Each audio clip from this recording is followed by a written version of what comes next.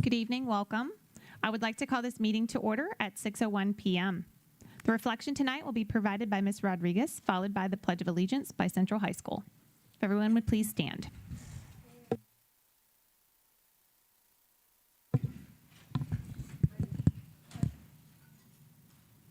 We thank you for the opportunity to gather together in service to our students, our families, educators, and our community.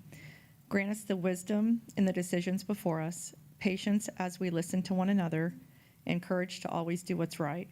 Bless our teachers, our staff, our parents, our administrators, and every student entrusted to our care.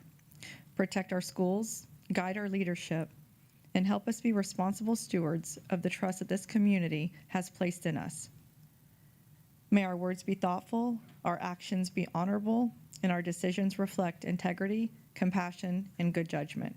In Jesus' name we pray. Amen.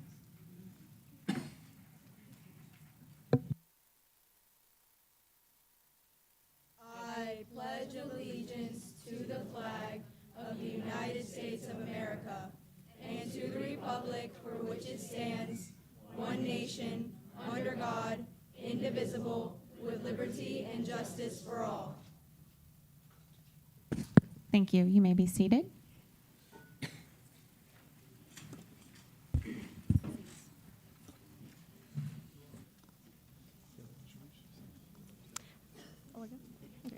Hi, my name is Natalie Blanco. I'm in 12th grade. I am the executive officer for our battalion. Good afternoon, everyone. I am Jolene Bercheski. I am a sophomore in high school, and I am a lieutenant junior grade. Good evening, everyone. I'm Cadet Maddie Medeiros, and I'm the battalion commanding officer, and I'm in 12th grade. Good evening, everyone. I'm Cadet Madison Ham. I serve as our operations officer, and I'm in 12th grade.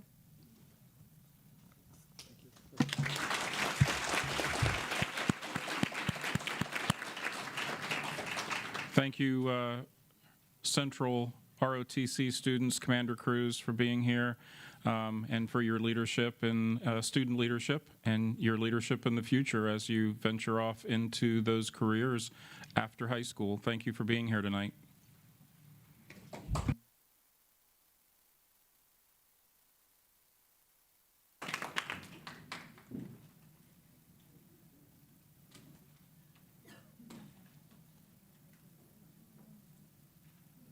Oh, and Miss Slusser's here too.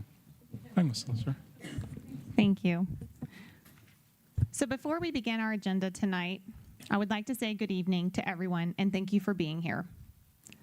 I want to acknowledge the many teachers, staff members, and families who are here because of the proposed increase in employee health insurance cost. We hear you. We understand the seriousness, and I want you to know that this does not sit well with any of us on the board. The board was first made aware of this at the end of July and the beginning of August. We were made aware that there was going to be a substantial increase. At that time, we were also told that negotiations would continue. Historically, that process has resulted in the initial increase coming down. Although we were advised to be prepared for a possibility of double-digit increase this year, we were not prepared for what the outcome was given to us today. But we are still in negotiations. I want to be very clear, this is not an outcome that any of us want. We know what an increase of this magnitude means to our employees and their families. These aren't simply percentages on a piece of paper. They are real dollars coming out of people's paychecks and families' budgets. Please know there has been a tremendous amount of work happening behind the scenes. We are doing our due diligence, looking at every option available, asking the difficult questions, and working to find a better solution for everyone. Our teachers and staff dedicate themselves every day to the students of Hernando County. The last thing we want is to place an additional financial burden on these very people we depend on to educate, transport, feed, protect, and care for our children. I cannot sit here tonight and promise what the final answer is going to be, but I can promise you that we are taking this extremely serious. We are listening, and we will do everything within our power to find a better path forward. Tonight, we want to hear from you. We ask that everyone remain respectful of one another as people share their stories and concerns. Your voices matter, and we are listening. I know that many of you have maybe not had the opportunity to attend one of our board meetings or watch, but the decorum of our meetings, at the very end, the school boards make comments. So when you come up to speak, we won't comment on every person when they finish speaking. We wait till the very end and speak. I want you to know that so you don't think that we are ignoring you, and I want you to know that we are hearing and listening to you. Our decorum in this room also is there's no back and forth, so if it's not your turn at the podium to speak, we ask that you don't speak out up against the board, okay? And with that, we'll start our meeting. Thank you for joining us. We'll start now with our school spotlight provided by Central High School.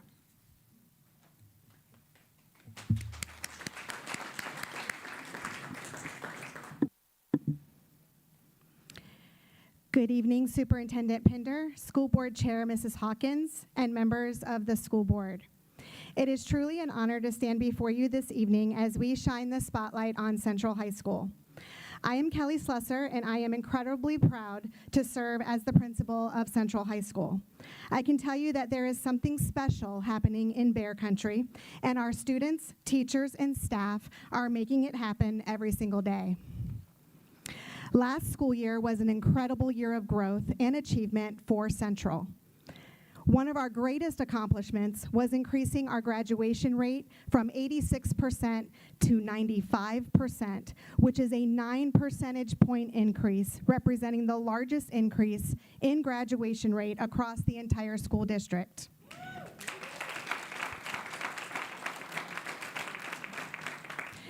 Behind that number are hundreds of students who persevered, teachers who refused to give up, counselors who worked tirelessly, and a staff that believed every student could cross the finish line.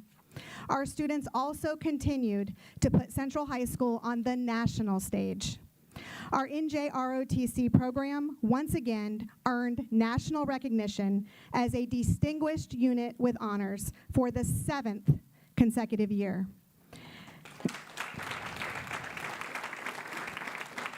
That accomplishment speaks volumes about the dedication, discipline, leadership, and commitment of our cadets and our NJROTC staff. Our National Beta Club had an outstanding year as well.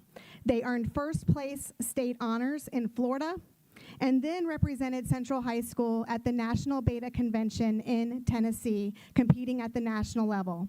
They have truly put Central Beta back on the map, but what makes me most proud is that their success isn't just measured in their trophies. Our Beta students continue to give back through numerous community service projects, demonstrating that leadership is about serving others. And as proud as we are of what we accomplished last year, we are even more excited about where we are going. For the 26-27 school year, Central High School continues to close the opportunity gap by providing students with a wide variety of pathways designed to prepare them for life after graduation.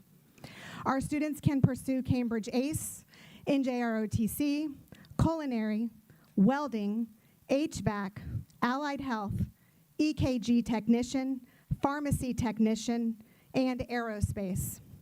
And this year, we are super excited to add a brand new program, our 911 telecommunicator. Our goal is simple. Every student who walks across the graduation stage at Central High School will be prepared to be college ready, career ready, or both. But programs alone don't change lives. Great teaching does. That is why we are laser focused on instruction and lesson planning. We are challenging our teachers to create lessons that are fun, engaging, and rigorous. Lessons that make students want to learn and challenge them to think deeply. We are intentionally incorporating Wicker strategies into our classrooms so that students are constantly engaged in writing, inquiry, collaboration, organization, and reading. We want our students up, moving, talking, questioning, creating, reading, writing, and thinking. Because at Central, we believe learning doesn't always have to happen sitting quietly in a desk. Learning can happen anywhere and everywhere. We are proud of our accomplishments. However, we are not satisfied. We know there is still a lot of work to do. There are still opportunities to create, students to reach, achievement gaps to close, and futures to change. I think that's what makes Central High School so special. We have a staff that believes in our students. We have programs that provide that opportunity. And we have a culture that says, we're going to figure it out. We are going to get better. We are going to do what is best for kids. Superintendent Pinder, Ms. Hawkins, and members of the school board, thank you for giving Central High School this opportunity to be in the spotlight this evening. Thank you for your continued support of our school. We're proud of Central High School. We're proud of our Bears. And we're proud to show you that life is better at Central. And we are proud to show you how we do that. Thank you. Thank you. Thank you for all your hard work.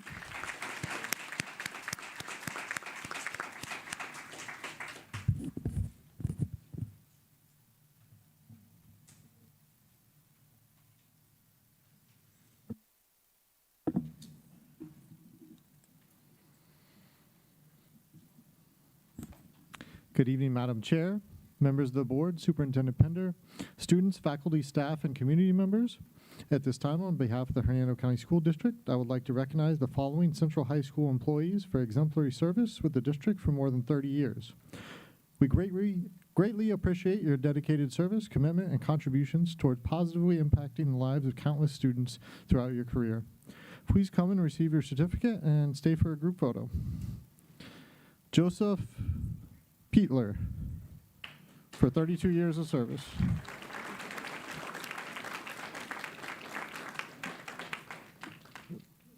Oh, awesome. Yeah. I think the superintendent has something for you here.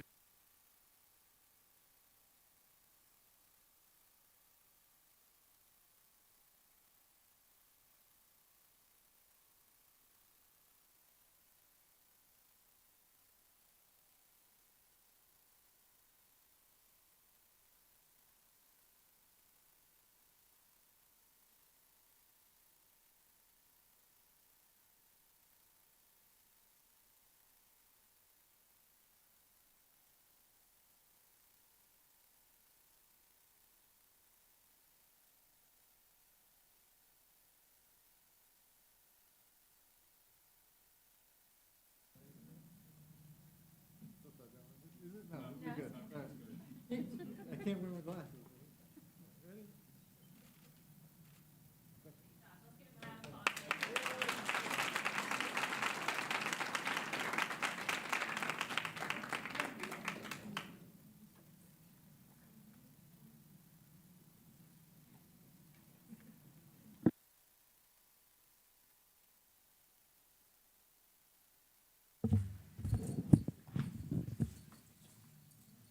At this time, we'll move on to the adoption of the agenda.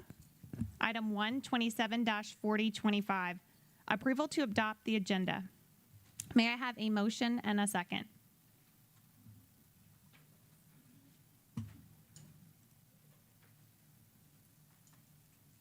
Please vote.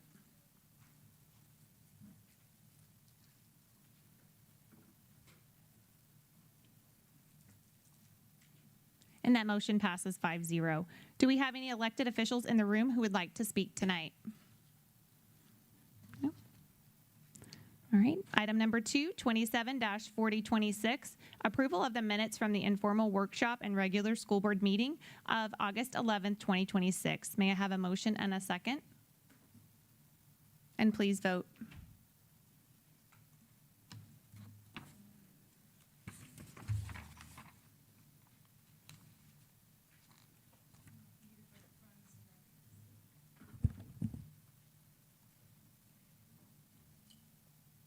And that passes 5-0. Item number 3, 27-4027, citizen input on agenda items, green form. Are there any green speakers forms? Yes, we have 2. All right, Mr. Myers, would you please read? Thank you, Madam Chair. This is an opportunity for public to address items on the board's agenda for this meeting. The agenda for this meeting is located by the entrance to the boardroom. To speak at this time, you should have already completed a green citizen input speaker form, also located on the tables at the entrance to the boardroom. You should indicate the item or items you wish to address on the citizen input form. Those speakers who wish to address general matters not on the agenda this evening should complete the pink citizen input form. The opportunity to speak on topics not on the agenda will be provided later in the meeting. If you have any attachments you wish to share with the board, please provide them to the board secretary prior to speaking. Each speaker will have 3 minutes during this segment of the agenda. Speakers will be called by number to come forward by the chair. Prior to making your remarks, please state your name and address for the record. Inquiries or comments made during citizen input may be followed up and reported to the board by the superintendent or staff thereafter. Those are the instructions. Thank you, Mr. Myers. May I have speaker number 1, please?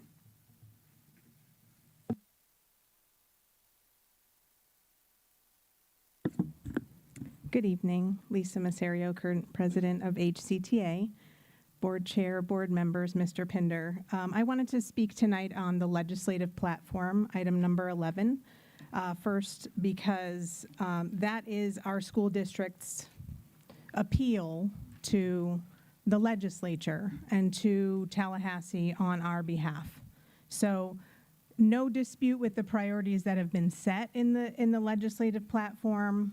I felt like watching the workshop where it happened was a little wonky with how things went back and forth with the lobbyists, because in some respects, you know, the voices of our board members, our employees, our staff is what needs to be, like, that needs to be brought forward, right? And there were some priorities that were like, well, we don't think the legislature is going to move on that, so it kind of looked like we're trying to stack it in a way that we're winning, right? But we really need to be staunchly advocating for what are the real needs in our district. So I want to highlight the funding ones, because I do think that tells a very important story. Provide additional funding to allow school districts to increase salaries for veteran educators, as well as to help address critical needs subject areas such as ESE. Funding, create a dedicated categorical fund for the Family Empowerment Scholarships to ensure transparency and accountability within the FEFP. Funding, fully fund the Safe Schools allocation to cover the actual cost of school safety resources, and that priority certainly impacts us because any funding that we receive from the state designated for that also frees up general fund dollars for other things. So I think those are great priorities when it comes to funding, but this insurance crisis is a statewide epidemic. It's a statewide concern. So I get this question from everybody every year when we talk about insurance. Why, since we are FRS eligible employees, why are we not eligible to be a part of the health insurance offered by the state, offered to state employees, offered to legislators? And with the surplus that the state budget is sitting on of over $1 billion with a B, I do think that something like that added to our legislative platform and start those discussions on relief for these kinds of economic issues. So it isn't just what our school board has to do more with, but also a question of funding and resources that we should be advocating for to relieve some of this pain. Thank you. Thank you. Speaker number 2.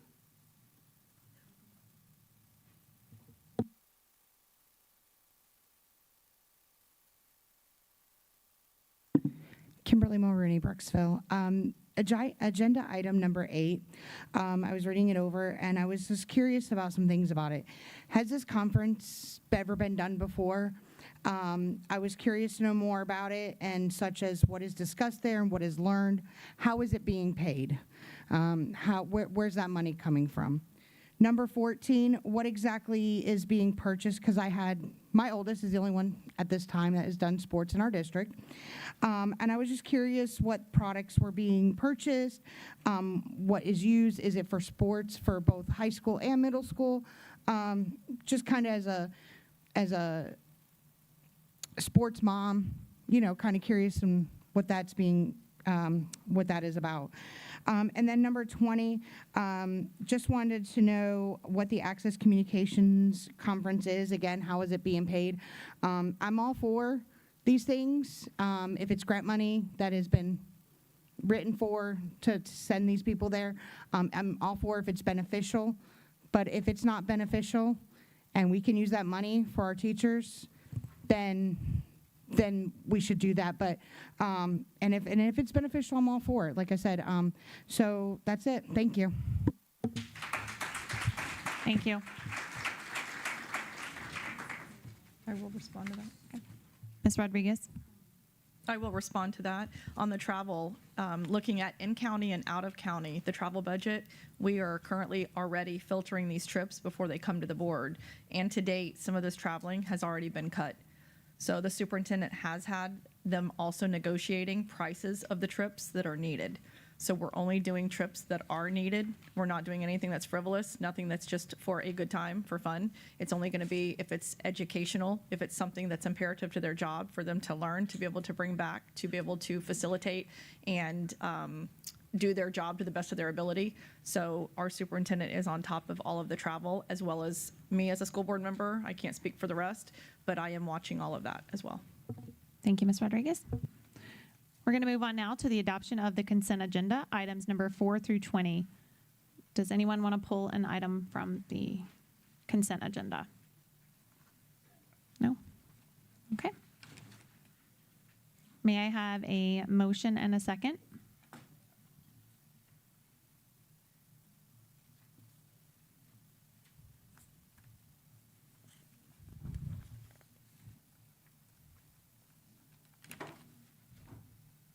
Vote, and that passes 5-0.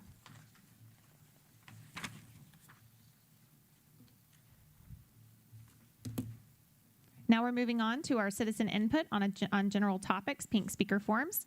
Item number 27-4028, citizen input on Hernando County school issues on which the school board customarily takes action. Are there any pink speaker forms? At this time, Mr. Myers, could you please read the instructions for this item? Sure. This is the opportunity for the public to address any general topic of relevance to the operation of Hernando County Schools. To speak at this time, you should have already completed a pink citizen input speaker form located on the tables at the entrance of the boardroom. If you have any attachments you wish to share with the board, please provide them to the board secretary prior to speaking. Each speaker will have 3 minutes during this segment of the agenda. Speakers will be called by number to come forward by the chair. Prior to making your remarks, please state your name and address for the record. Inquiries or comments made during citizen input may be followed up upon with the speaker and reported to the board by the superintendent or staff thereafter. Those are the pink rules. Thank you, Mr. Myers. Because we have so many, if you are able, I'm going to have you, I'll do speaker number 1, 2, 3. I'll call you up in threes, and you can kind of stand at the podium so it goes a little quicker, or just be aware of your number so you can come a little quicker, okay? So we're going to start with speaker number 1, and 2 and 3 may line up behind that person if physically you're able to stand. If not, then it's okay. Hello, my name is Ashley Day. I am a certified school counselor at Hernando High School right here in Brooksville. My husband also works at Hernando High School. He is a history teacher, and he is really great at his job. My children and I are so proud of all the accomplishments he's had in his career in education at Hernando, but specifically some of the things, Teacher of the Year runner-up a couple years ago, many, many more. He has worked very hard to get where he's at. Currently, he actually moved to a new content area this year, so he's really working hard, doing some extra hours at home, trying to make sure he's prepared for those students and getting them what they need as far as their education. He is way more than deserving of the $2,000 that's being proposed from the state. However, I want to say my dad often asks me, why do I not do the same thing that he does? Why don't I go into the classroom and be a classroom teacher? As I said, I'm a certified school counselor. He asks, there are so many benefits he hears about in legislation that are specifically for teachers, not including school counselors. I tell him every time, I love my job. I love what I'm doing. I love being able to help the students on a different level than the teachers are able to. I love being able to make connections with staff members, with community members, with parents and students alike. But please don't take my love of my job as agreement that we are actually treating those people lesser than the classroom teachers. I can say that despite all that the state says, I am definitely an instructional staff member. My check says it, my credentials say it. I am just as much as those teachers that you see in the classrooms as well. All instructional staff members, and I do mean all, are required to maintain certain standards and continue with their job in the way that it might look different than a classroom teacher. But we do have very specific standards just like them that we are required to do so that we can continue in our roles in education. To be quite frank, excluding those who are working so hard feels like a slap in the face, and it takes a lot of tough hours and stress with this job, and we keep a smile on our face each and every time. My dad sees it every time he talks to me about the stress of my job, the late hours, everything that takes place for me to be able to do my job as a school counselor. So school board, I'm asking you to consider inclusion instead of exclusion for the $2,000 to instructional staff mandated by the state. After all, that is what we teach our students each and every day, inclusion. So please consider that when you're making those decisions, that while we may not be classroom teachers, we do have a lot as well to give towards education. Now, to briefly address the elephant in the room, the proposed insurance prices, I just want to let you know that there are many out there just like me. I have a son that was just diagnosed with a condition that has to have treatment every other week. We do know that it is important for us to have this insurance, but please keep in mind, some of us can't afford it when it gets to those high prices. I know you already spoke on that, but I just want to make sure you know there's plenty out there just like me. Thank you for your time. Thank you.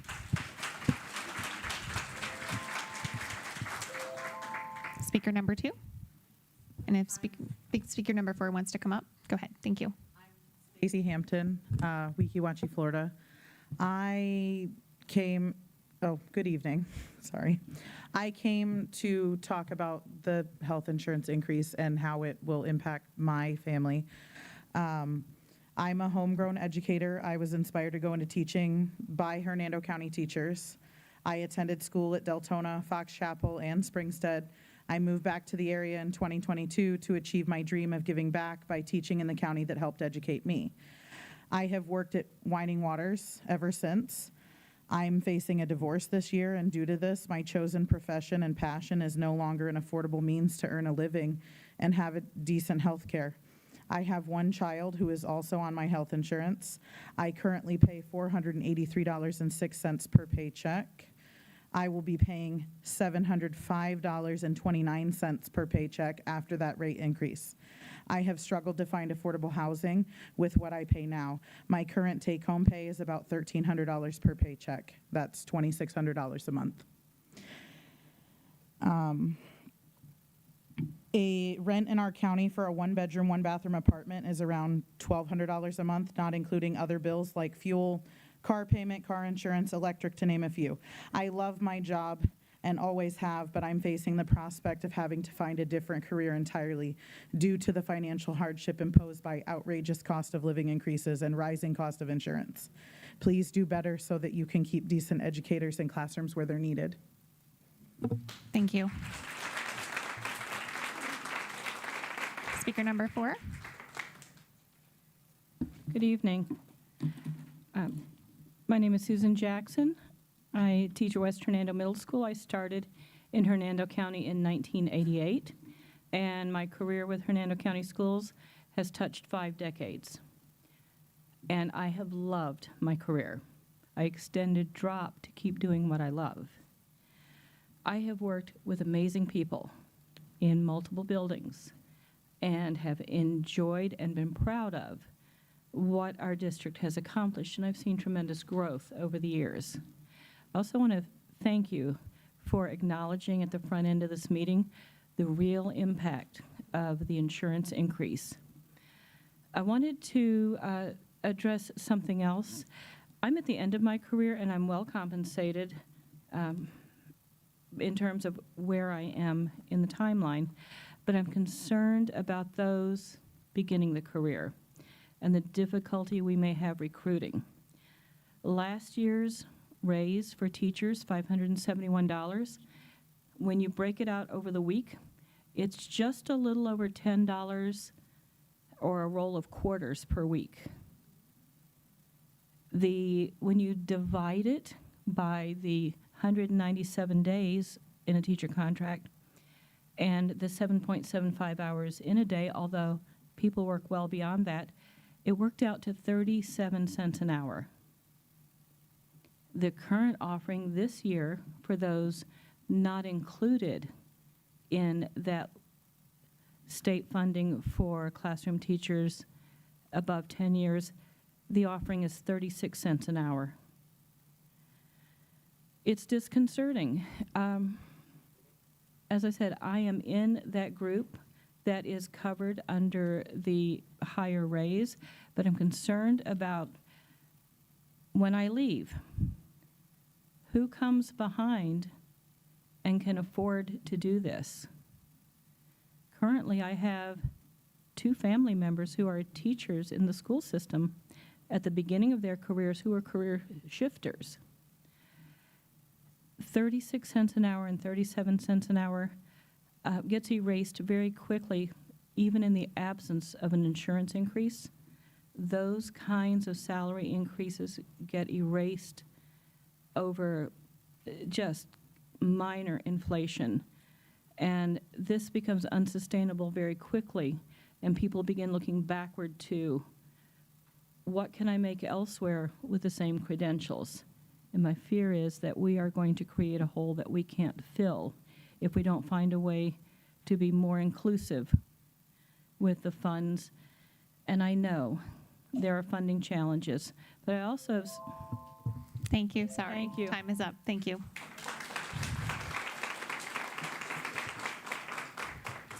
Speaker number 4. Yes. I'm Tara Stack. I'm from Winkiwachi. I sent you an email last week, a serious concern regarding teacher pay, insurance costs, and budget priorities. The members of the Hernando County School Board, I am writing to express a serious concern regarding the financial reality facing teachers and employees of Hernando schools. It is not simply a request for a larger raise. Teachers are experiencing a decrease in our actual take-home pay as insurance premiums continue to increase and more of our earned salary is being taken from each paycheck simply to maintain health coverage. At the same time, inflation has increased costs of groceries, housing, utilities, transportation, childcare, and virtually every other expense families face. When the cost of insurance rises faster than the employee compensation, the result is simple. We have less money and left in our paychecks. That should be deeply concerning to the school board. Last year's 23 cents, yes, she said 36, but after taxes, 23-cent increase provided by the state was quite frankly insulting to educators who continue to show up every day to work in the necessary schools to keep our schools functioning.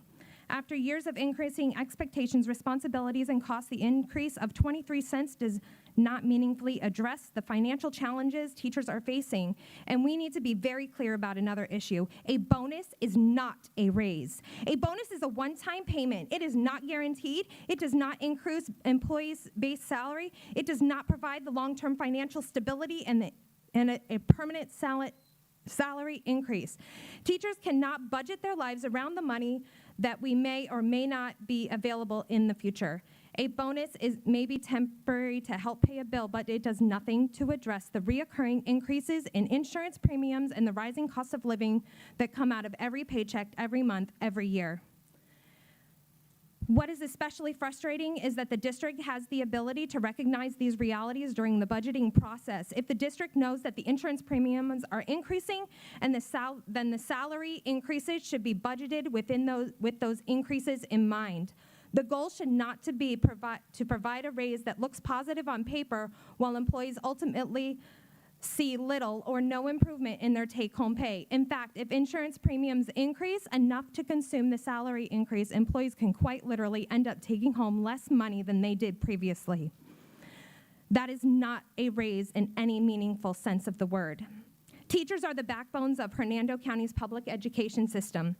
We educate children, we support families, we manage classrooms, assess students, differentiate instruction, attend meetings, complete documentation, communicate with parents, provide interventions, continually adapt new expectations. We do this while being asked to accomplish more with fewer resources and while our own household expenses continue to rise. At some point, if the district must ask itself, what message are we sending teachers when the cost of remaining employees continues to rise faster than compensation? Thank you. Speaker number 5. Hi, Neil Blumengarten. I'm a teacher at Winding Waters. I live in Spring Hill.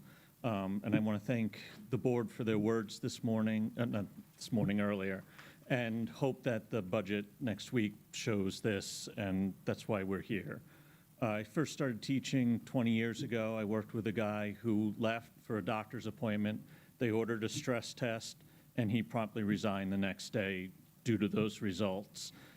Ironically, I guess you could say he put his heart into teaching. But thankfully, he made the best choice for himself physically.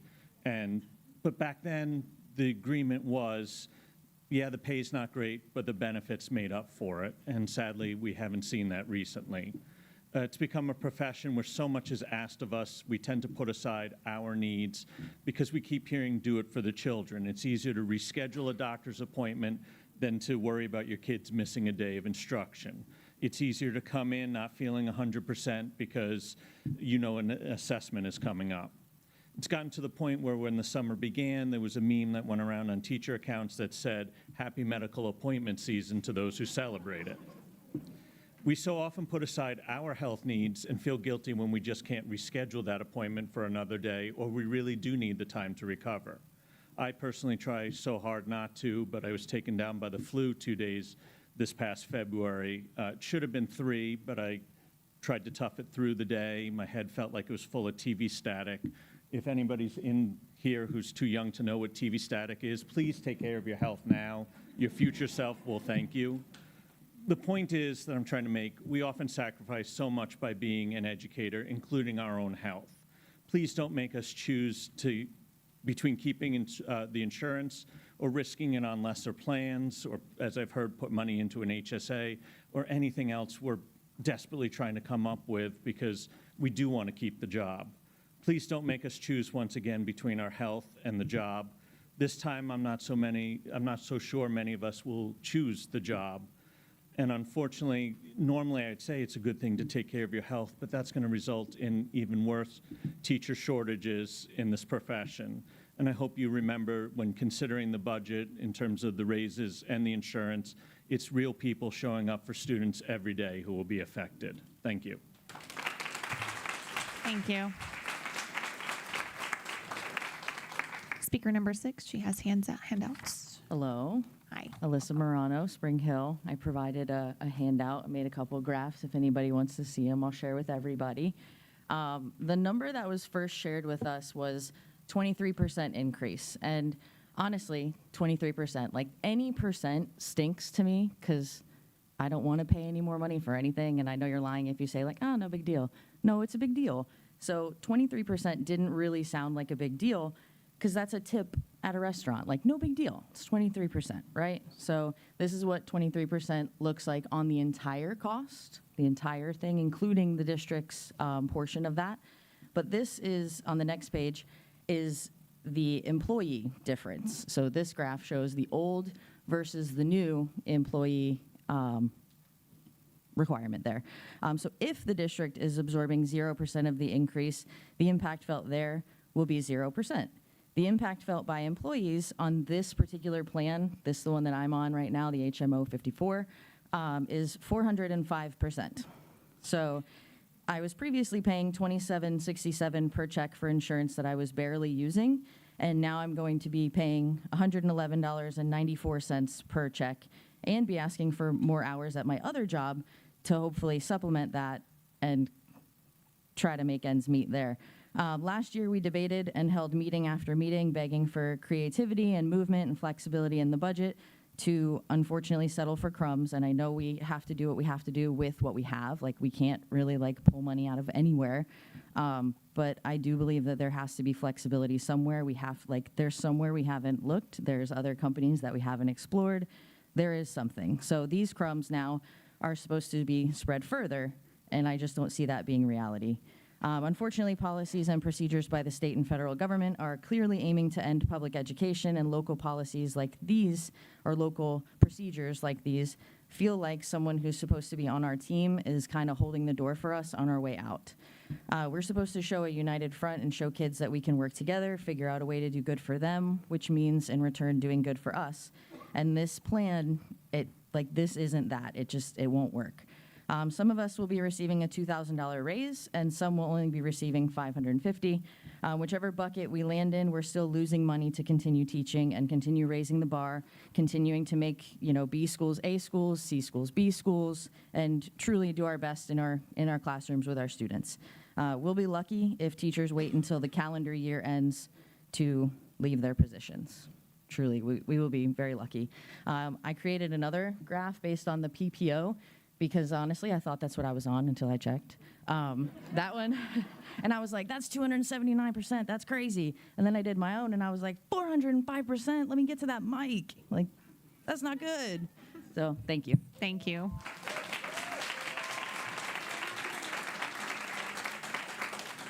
Speaker number 7. My name is Michelle Steele. I work at Moton Elementary School. Superintendent, Mr. Pender, board members, I would like to thank you for your time this evening. I teach the Leader in Me program at Moton Elementary School, and it has been the best teaching job I've ever had in my 16-year career.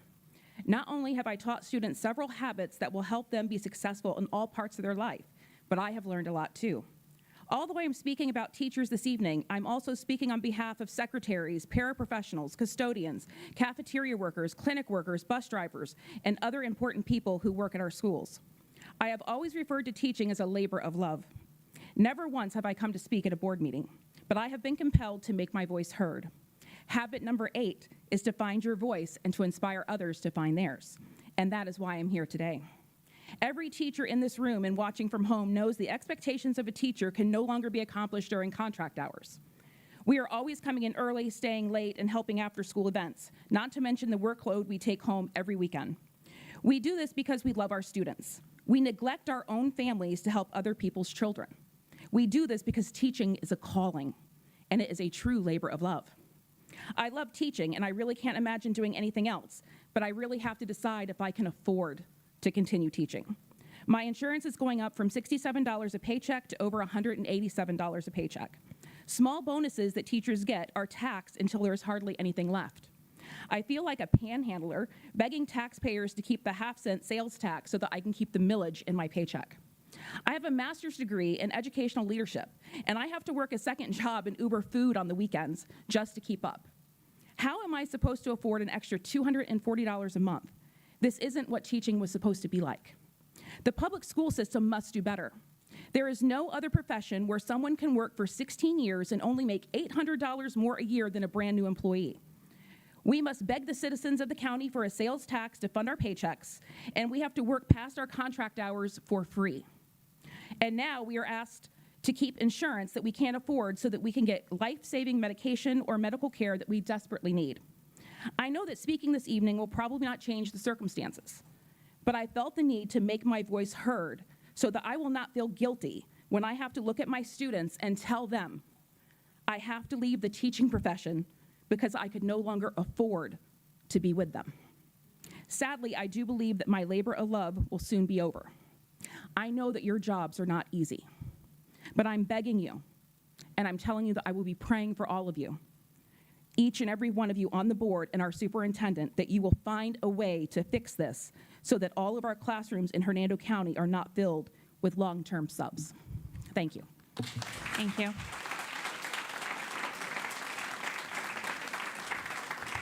Speaker number 8. Hello, my name's Laura Santiago. I'm a teacher at Wekiwachi High School, and this is my 23rd year here in Hernando County. It's the only place I've ever taught. And it's about the insurance, so I want to thank you personally. I mean, it helped de-escalate kind of what I was feeling here, like, okay, at least they know why we're here. It's astronomical. Like, it is life-changing. So my husband, we were blessed with 2 incomes. Life is great. Never worried about stuff like that. Never worried if it went up or down because we were blessed. So he just soft retired. He's allowed to. It's 30 years. So we're only going off of my salary. Like, we could do this. You know, we got this. And you can. It's budgeted, but I can do it. And then this happened. And I'm like, uh-oh, don't know if I could do it. Like, legit, there may not be money in the bank if this goes through. Does that make sense? And I have a master's and a half, and I'm in the 10%, so that's great. I'll get a little something more, and it immediately leaves. And that would be fine too, because I'm a glass half full, rosy colored glasses type of chick. I'd be like, good, fine, you gave it and you took it. No, you gave it, you took it, and then you took some more. I don't have the more. I don't have it. So I'm not going to Uber. I can't do anything else. I don't want to do anything else. I'm too old. I'm 53. I got a minute. I got 7 years left in this, okay? I'm not going anywhere. There's no idle threat. I don't want to teach in another county. I don't want to retire just yet. I'm gonna be here, but I'm gonna drop my health insurance. Do you understand what I'm saying? So at 53, thank God I just had my mammogram. Thank God I just had my pap smear. Thank God I just had my colonoscopy. And thank God I'm a healthy woman, because I'm gonna roll the dice for a little bit.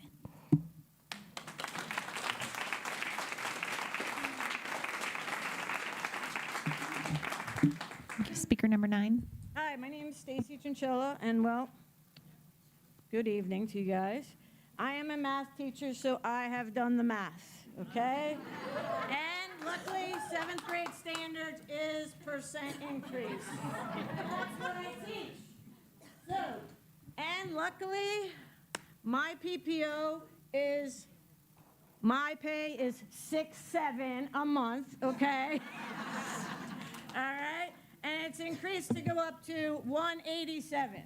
Try to stay in the microphone for me, sorry. Okay, 187, and then you divide that with the formula over the initial value of 67 times 100, and you get 179% increase. I would go up, personally, for me. So that would be, for me, $240 a month. Now, I've only been here 8 years, so I'd be kicked to the curb with the $550. So that would be less than 2 months of pay for insurance. So, I mean, I'm not sure what I'm going to do with that. Okay, I just want everybody to know I'd be losing money if I stayed. So, like others, we've already started looking, and you guys should know that. Okay, we're not going to wait. If you say, boom, we're gone. And I'm not scared to say it. You can come after me. I'm not scared. All right, I just want to say thank you, and just, you guys, I did like what you said in the beginning, that you are working on it, and I see that. But just let you know, that's where a lot of us are. Thank you. Thank you. Speaker number 10. Hi, I'm Jennifer Campbell. I live in Spring Hill. I've been an educator in Hernando County for 27 and a half years. And I volunteered was here for 31 years before that. I volunteered at Springstead and put in my time. Insurance is important to me. I am one of those people that I have to have it. I have to keep it. Knowing that, I also heard from people who are in a predicament that need it as well, but are not in the same situation that I am. And I'm going to read an impact statement. The paper that I have says, I have been an employee by the school district for over a decade. I love my students, and I strongly support public education. I have always fully intended to retire from Hernando County School District when the time comes. I am now gravely concerned that I won't be able to afford to remain and employ until retirement, despite the fact that I already work a second job. I received an inadequate pay raise the last year, and it seems likely that I will receive no increase this year. So while the cost of living is skyrocketing, my pay has remained stagnant. Now I am facing an unaffordable increase in health insurance, and at this time, which health insurance was one reason to remain in my current position. 2 weeks ago, I updated my resume for the first time since I accepted my position in Hernando County School District. I love my job and I love my students, but I don't think I can afford to remain in my position. I'm afraid that soon I will have to start looking for another job, and this is something I never wanted or planned to do. I am devastated to think of leaving this position and will only consider doing so because I have no choice. And I'm afraid that's going to happen to a lot of people. And for those of us who came here, who have built this education system here in Hernando County, it's hard to watch. Thank you. Thank you. Speaker number 11. My name is Gregory Champagne. I live here in Brooksville. I retired from the Hernando County School District after 20 years, and I am a registered voter.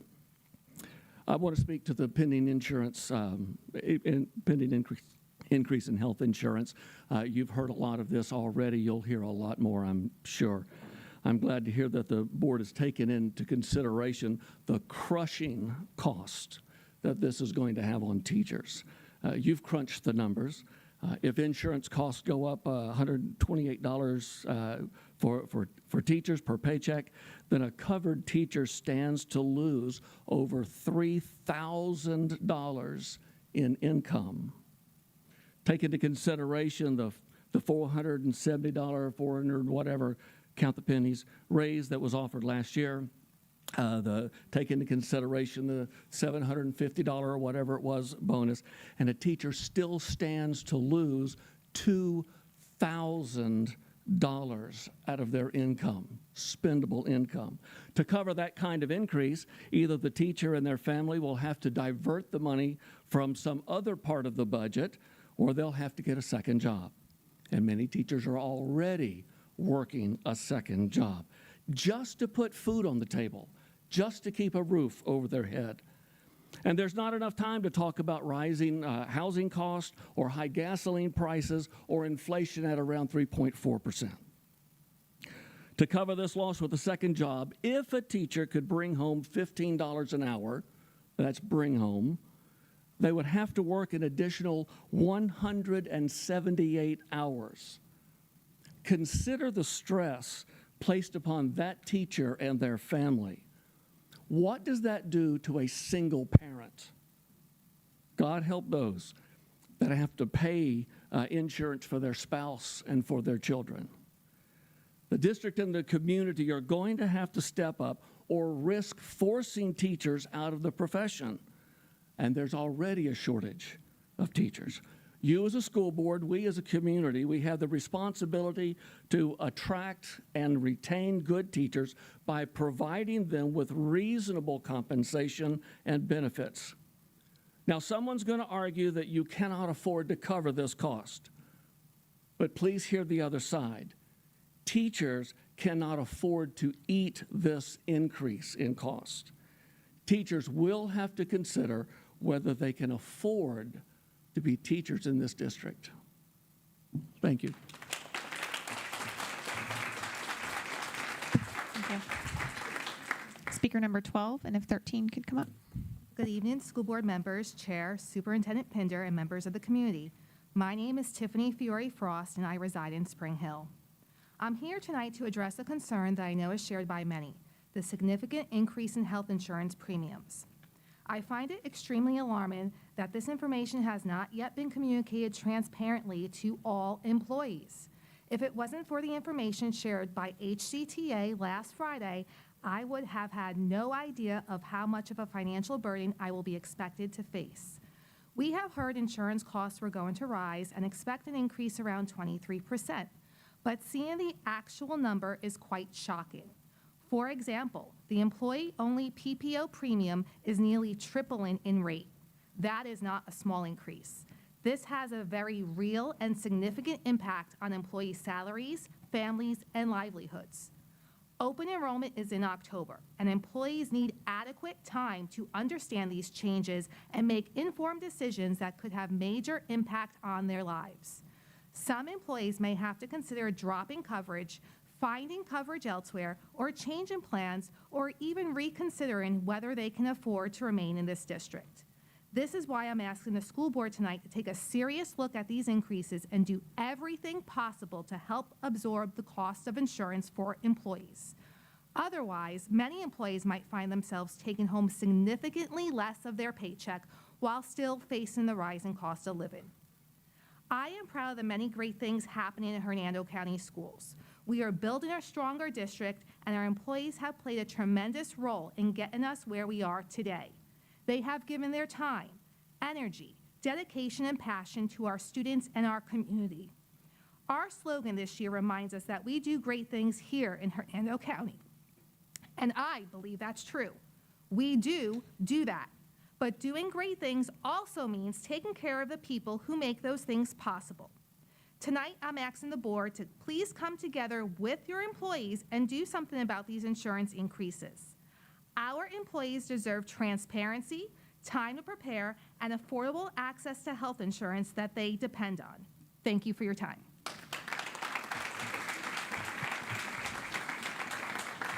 Thank you. Speaker number 13. Good evening, guys.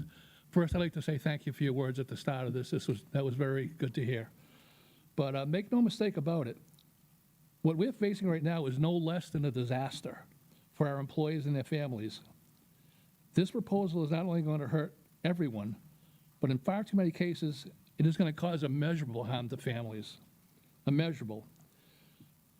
Oh, first off, I represent the non-instructional employees of the county. Please keep in mind that the majority of our employees make between $16 and $18 an hour. They received no cost of living increase last year, not a dime. And now we're going to be faced with the prospect of taking home less money in our paychecks than we previously had. That's unconscionable. That's wrong. You know, people are going to be forced with the decision: food, doctor appointments. Do I pick up that prescription? That's a decision nobody should have to make. You know, our full-time employees should not even have to hesitate for health insurance, for medicine, for food, for extra school activities for their kids. And we know this crisis is not created by the district, by the county. We know this comes from the insurance provider, and we have no control over that. What we are asking for is for all of us to sit down, HCTA, HUSW, you folks, and come up with a plan here that will ease this burden. I will say right now, I'm on the insurance committee. And I think that whole system is flawed. And Ms. Duval will tell you, because she was kind enough to be at that meeting. The only decision we were faced with on that committee was, do we go to fully insured or do we go to self-insured? There was no give and take of why we're with Fleet, why we're with Blue Cross. Can we look elsewhere? Those were the only two decisions. Do we spend this much to be self-insured or this much to be fully insured? That system is flawed. If we're going to have an insurance committee, let's start these meetings sooner. Let's delve into these things. Who do we look at besides Blue Cross? You know, I talk to counties all around who aren't using Blue Cross for one reason or another, who aren't using Fleet for one reason or another. We just have to do better. So let's come together, let's resolve this, and let's bring some positive feedback to our employees and let them see that we are here for them. And aside from that, thank you for your time.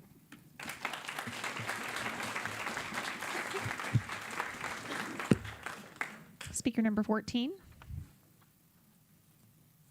15 will be next. Hello, hello, good evening, board.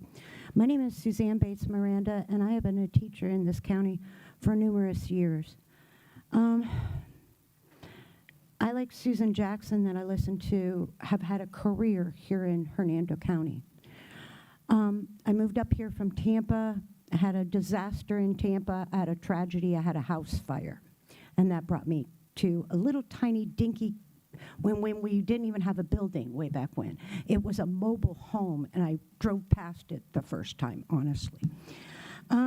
Throughout this county, I've won numerous awards being a teacher. I've watched so much growth and so many amazing kids come through our doors, and I've had the blessings of teaching them, and I absolutely love what I do. Years ago, when it was a thing, I became a national board teacher when the state was actually paying for something like that. I've won numerous awards. I've taught new hires. I was always excited for Hernando County. Hearing that you're going to have an increase of this dynamic and it's going to be a crisis like an eruption of a lava flow really breaks my heart, because we have so many beautiful teachers out there and so many that are just starting their career. And if you're I'll be honest with you, I've waited years for the veteran teachers to get something, okay? I know the new teachers got a lot via the legislation and things like that because we wanted to attract new growth, we wanted to keep them and things like that. So to give you an idea, I finally get a $2,000 raise, and calculating it, the legislature gave me a $2,000 raise, and that'll be $23 for my paycheck, which will be an increase, but an $84 deficit for insurance. Years ago, when I first started here, believe it or not, teachers didn't pay for insurance. We had it free. Due to the causation of the economy and things like that, I guess that we have to pay for it. But you know, when I was listening to the gentleman before me, I teach history and I teach civics, and I'm very American and proud. When I started hearing that people have to choose between medicine and food and health insurance, I thought, my God, we got to be living in a different country. You know, it really, really got to me. If we are the boots on the ground, we are the teachers who you depend on every day. Please meet, schedule another meeting, do something. You have to vote on a budget. And if you vote on this budget and you approve this, it's going to have ripple effects for years to come. Thank you. Thank you. Speaker number 15, and then 16 can be in line. Hello, my name is Allison Shaw. I'm a fourth-year counselor at Winding Waters with a master's degree in social work. I commute an hour each way from Pasco County. I live in Dade City, and I drive to Weeki Wachee every day because I believe in our students, our schools, and our district. I'm speaking today because the anticipated health insurance premiums for 2027 are not simply concerning to me, they are frightening. Under the proposed rates, my employee-only premium would increase $130 per paycheck. That is an annual increase of more than $3,000. An additional $130 disappearing from every paycheck is not an inconvenience for me. It is groceries, it is utilities, it is transportation, it is money that keeps a roof over my head. And for those of us who rely on district-provided health insurance, we cannot budget our way out of costs rising this dramatically when our salaries are not rising with them. I cannot simply find $3,000 in my budget. I don't have it. And I cannot go without insurance. That is not an option for me. I have health concerns that require ongoing medications and care from specialists. Without affordable access to those medications, physicians, and treatment, the consequence is not simply that I might get sick. I could die. That is difficult and uncomfortable for me to say, but it is the reality of what we are discussing when we talk about making health care financially inaccessible. Health insurance is not an optional benefit or a luxury for many employees. It is the means by which we stay healthy enough to come to work and serve our students. And that is why these proposed rates are simply not disencouraging. They make remaining in this district financially unsustainable. We talk frequently about recruiting and retaining qualified educators and support professionals.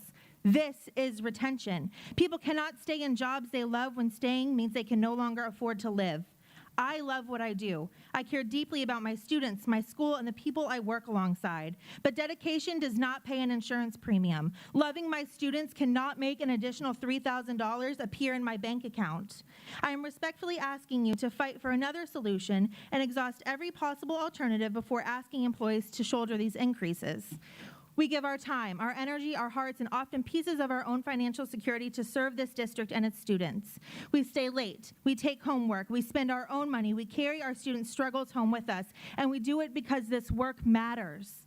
We are not asking for extravagance. We are asking to be able to afford health care, support our families, and continue doing the work we have dedicated ourselves to doing. I hope the people who dedicate their lives to this district are valued enough that we are not asked to sacrifice our own health, financial security, and lives simply to continue to serve it. Thank you.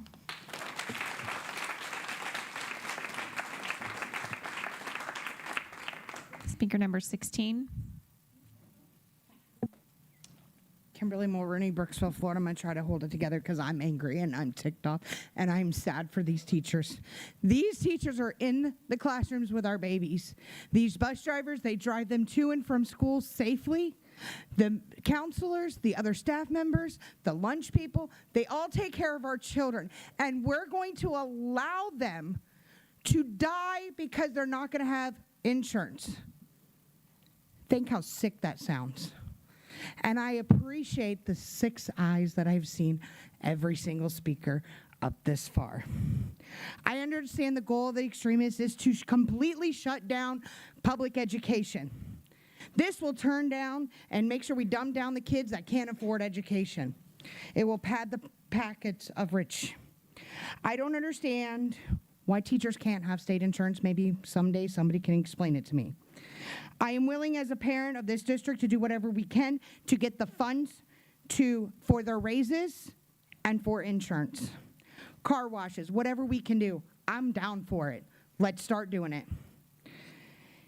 Teachers working 8 to 10 hours a day, then going to a second job is asinine. It's stupid.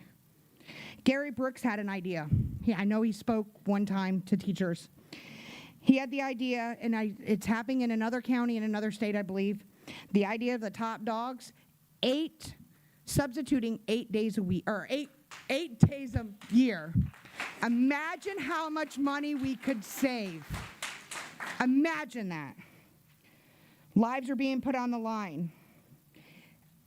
And we're top heavy. I'm sorry, we've been top heavy for as long as I can remember. I've been attending these board meetings for well over 10 years.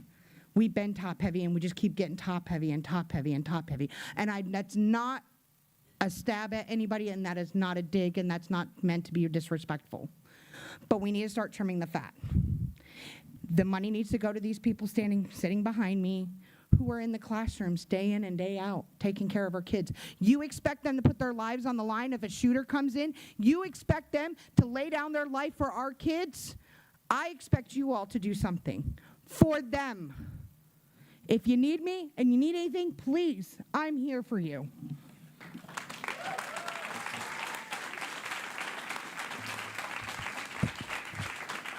Thank you. Speaker number 17. Hi, good evening. Wendy Skelton. I am from Spring Hill, Florida. I'm at J.D. Floyd Elementary. I've been there for 20 years.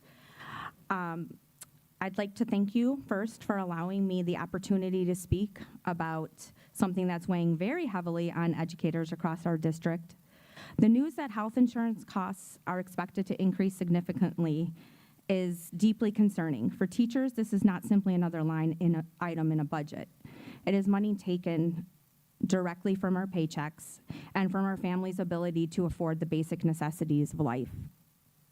Every year, educators are asked to carefully consider the balance between salary increases and the cost of maintaining affordable health insurance.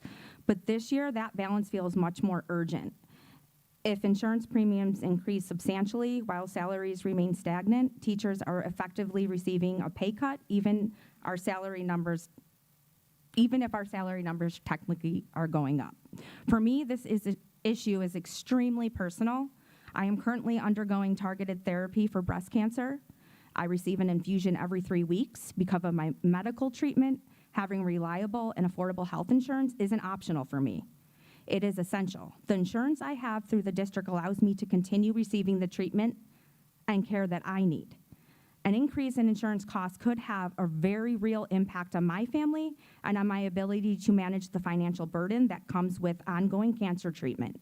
I'm incredibly grateful to have access to the medical care I need, but I also shouldn't have to choose between receiving necessary treatment and being able to afford my household expenses. And I know I am not alone. Teachers across this district have families, medical needs, prescriptions, appointments, unexpected expenses. Some educators may already be struggling to make ends meet. A significant increase in insurance premiums could force people to make incredibly difficult decisions about their health care, their families, or whether they can afford to remain in their profession. We dedicate ourselves to our students every day. We educate them, we support them, we encourage them, we show up for them. We should not have to worry that the cost of healthcare will erase the value of the raises we work so hard to earn.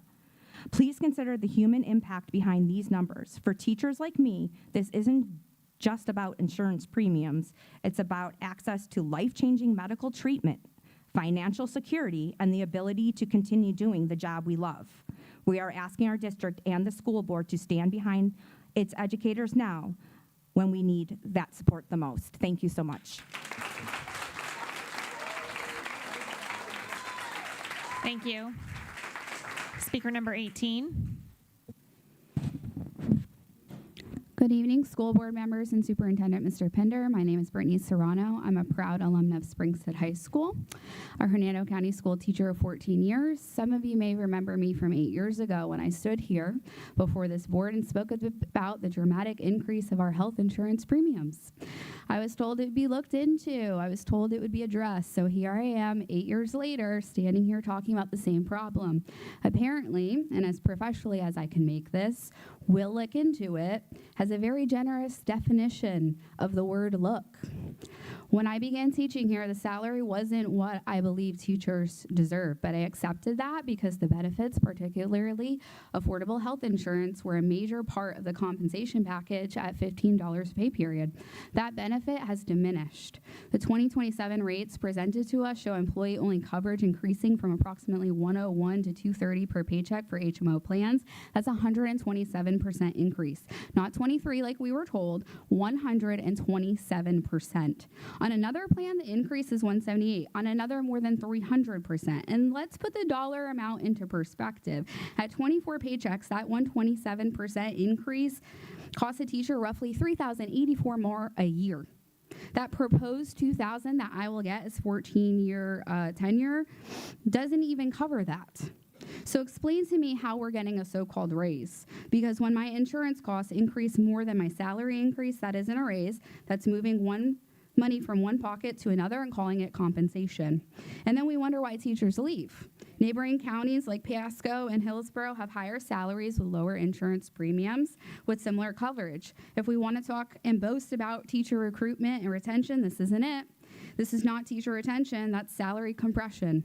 And I want to be very clear. I think programs that allow paraprofessionals and future teachers to earn degrees while working are wonderful. We absolutely need that to grow our pipeline and recruit.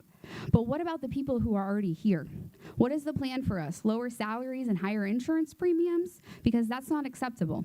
A teacher with a master's degree and 14 years experience like myself should not have to rely on my spouse's income to make teaching financially sustainable. Teachers should not have to work 2 or 3 jobs, and trust me, teachers are working 2 and 3 jobs to make ends meet before this health care premium adjustment.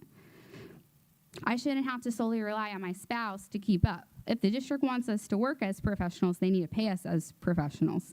And teachers should not have to choose between a career they love and being able to afford for their own families. I say because I love my students, but love doesn't pay the mortgage. Love doesn't pay student loans. Love doesn't pay the electric, groceries, gas, co-pays, and now dramatically healthcare insurance premiums. We need accountability. We need to look at all of the options. We need a plan, we need transparency, perception matters. Show us that you understand it. Please don't make us choose. Thank you.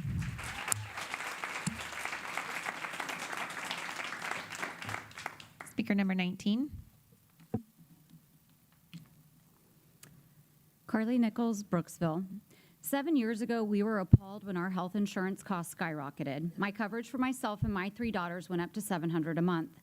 At that time, my daughter was dying of brain cancer. I had no other option but to keep it. I needed that insurance regardless of the cost.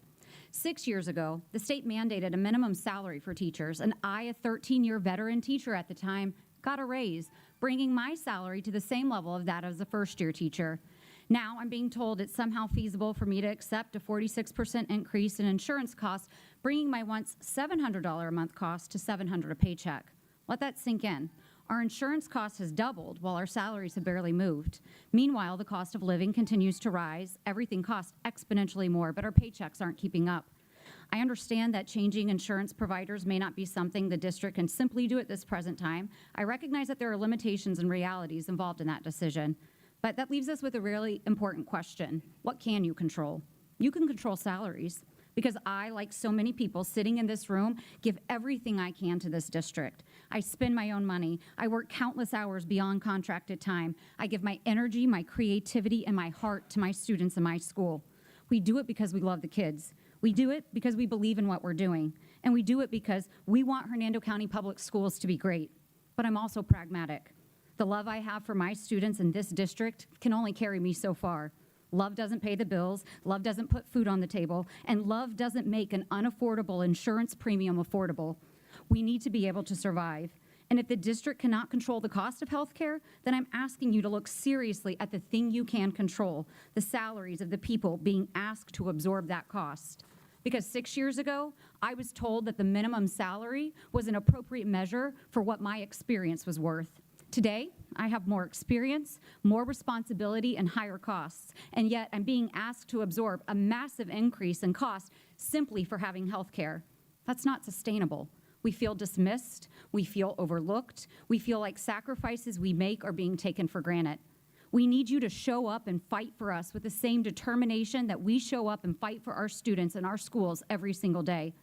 We already have a teacher shortage, and teachers who feel this undervalued will eventually look elsewhere. They will take their experience, their dedication, and their talents with them, and they'll go make another district great.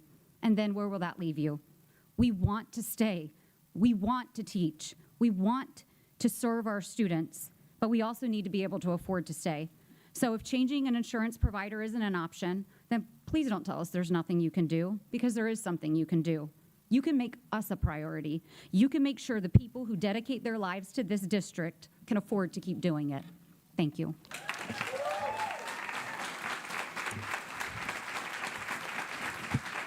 Thank you. Speaker number 20.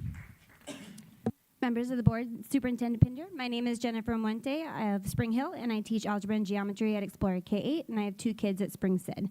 Before I begin, I want to thank Ms. Hawkins and Mark Johnson for their quick response to my recent email, and offer a special thanks to Ms. Hawkins for the work she has already put in on this issue. That being said, I'm standing before you today deeply frustrated by the district's proposed compensation plan and the latest bargaining offer to absorb the staggering increase in our healthcare costs. I have dedicated 20 years of my life to this teaching profession. 5 of those have been here in Florida. Yet because only those 5 have been here, I am disqualified from the roughly $2,000 raise being offered to veteran teachers. Instead, the district has decided that my experience is worth the mere $550. The district should absolutely step up and cover the difference for veterans like me who have been excluded. But the truth is that a $550 raise is completely insufficient even to our newest teachers. Every educator deserves better. When I moved here from Arizona 5 years ago, I took a massive $17,000 pay cut to serve this community. Half a decade later, I have still not recovered that financial loss.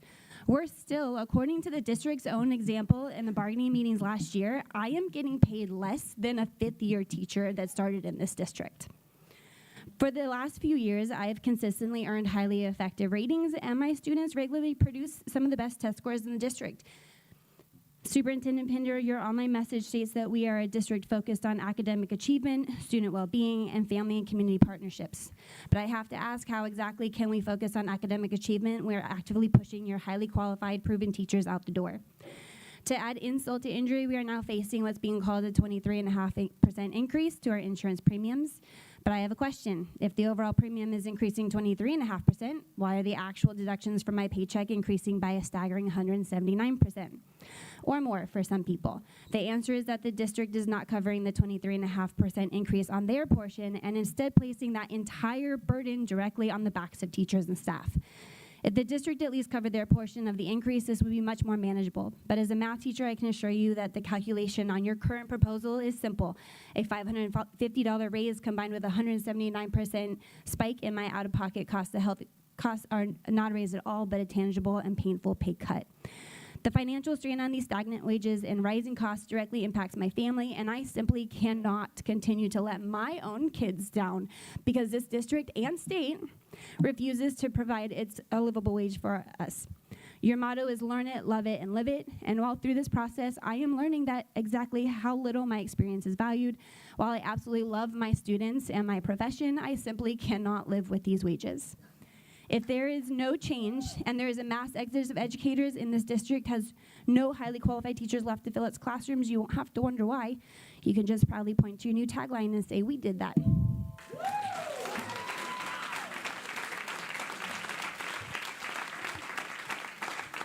Thank you. Speaker number 21. Is this on? Yes? Okay. Hi, Tina Vieira, Weeki Wachee, Florida. Good evening. So I'm not going to lie, I fully intended to not speak at all because I do feel like I come up here repeatedly and speak, and nothing ever gets done. So I was honestly just going to stand here and stare at you guys awkwardly for 3 minutes and make things uncomfortable because maybe that would get something done. But that's not me, and I like to be heard, so here we go. I wrote a little ditty while I was sitting. I keep hearing that we can't afford, yet we keep affording to send people to college in an effort to recruit people to the profession, but clearly you're affording that on the backs of those of us that have been here dedicated. You're going above and beyond to sell our district and our schools to the public, yet you're failing to address the fact that enrollment is directly correlated to the quality of education these students are receiving. The way I see it, you can't afford to not fix the issues with our pay and with our benefits. I urge you to find a way to find the money to offset the increased cost of insurance and give an equitable raise to those that do the hard work at the site-based level every single day, the site-based level, because we seem to be eternally neglected. And not for nothing, but I can't help but think that maybe the push is for all of us to drop the insurance so that the board contribution wouldn't have to be paid out and you would save that money. I can't help but feel that's where we're going.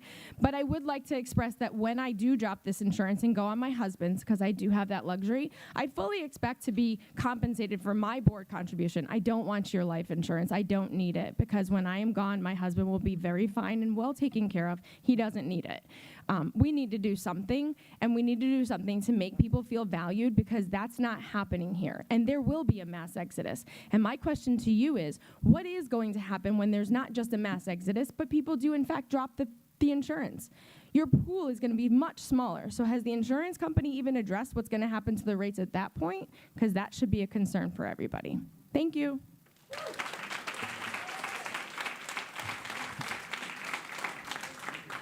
Speaker number 22. Good evening, Superintendent and members of the school board. My name is Michelle Wyckoff, and I reside in Brooksville. I am here as a paraprofessional, a single working person, and an employee who has dedicated 28 years to serving the students and families of Hernando County. I have an associate's degree, and I've taken additional education classes from St. Leo University. I work with students with special needs, and I am proud of the work that I do. I currently earn $23.30 an hour, while starting rate wages for my position is approximately $15 an hour. After 28 years of service, I make only $8.30 more per hour than someone starting today. My annual salary is approximately $30,000, $790. That's as a 28-year veteran para.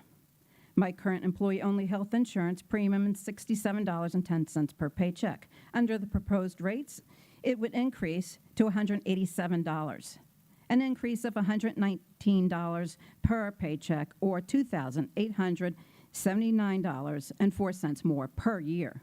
My current take-home pay is approximately $998.11 per paycheck. If everything else remains the same, this increase would reduce my paycheck to about $878.15. That means approximately 12% of my current take-home pay would be consumed by this additional premium.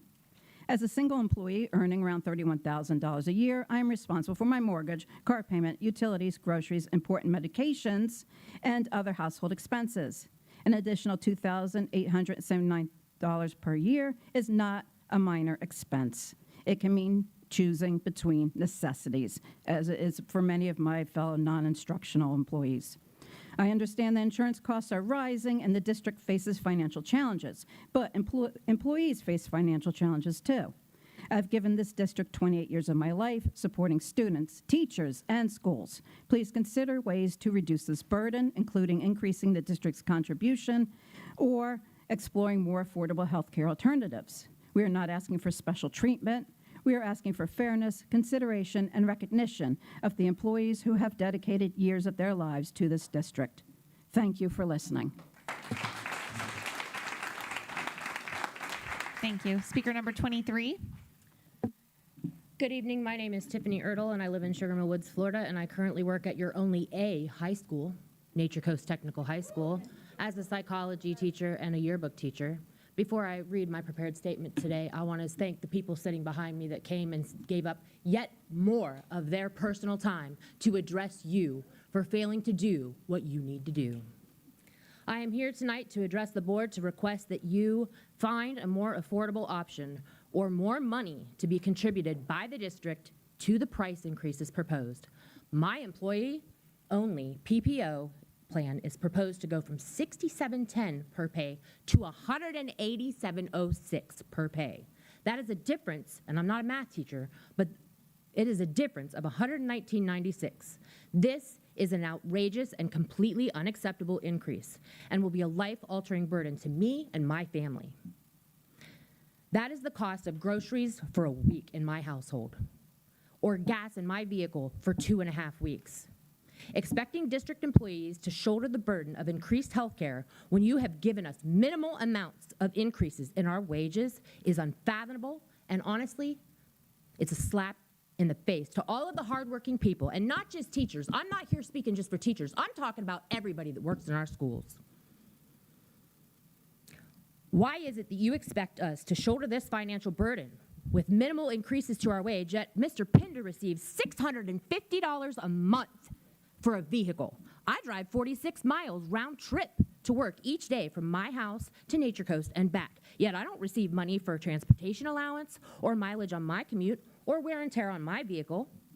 Perhaps you board members should consider giving up your salaries to save the employees this major financial burden, to show us how much you truly appreciate us, because actions speak louder than your words and your prayers. I am asking you to do better in actions for all of your employees, not just speak in the microphone during meetings. And I want to leave you with this final thing. Tonight, my department chair, Jennifer Speakman, who has worked in Hernando County Schools since 2007, is sitting in a hospital bed with inflammation found on a recent CT scan. They are running more tests on her to find the source of this inflammation. She is fighting stage 3 colon cancer that has now spread to her lymph nodes. And she comes to school when she has her chemo pack on and carries it around in her purse when she's there. She is showing up every single day for her students, for their families, for her colleagues, and for her community. This week, I saw her have worry on her face of how she is going to take care of this increase and the financial burden upon her. She doesn't have the energy to do the job she's doing currently. None of us should have to do this. I ask you to do things better for her, for all of your employees, and make your actions match your words. Thank you.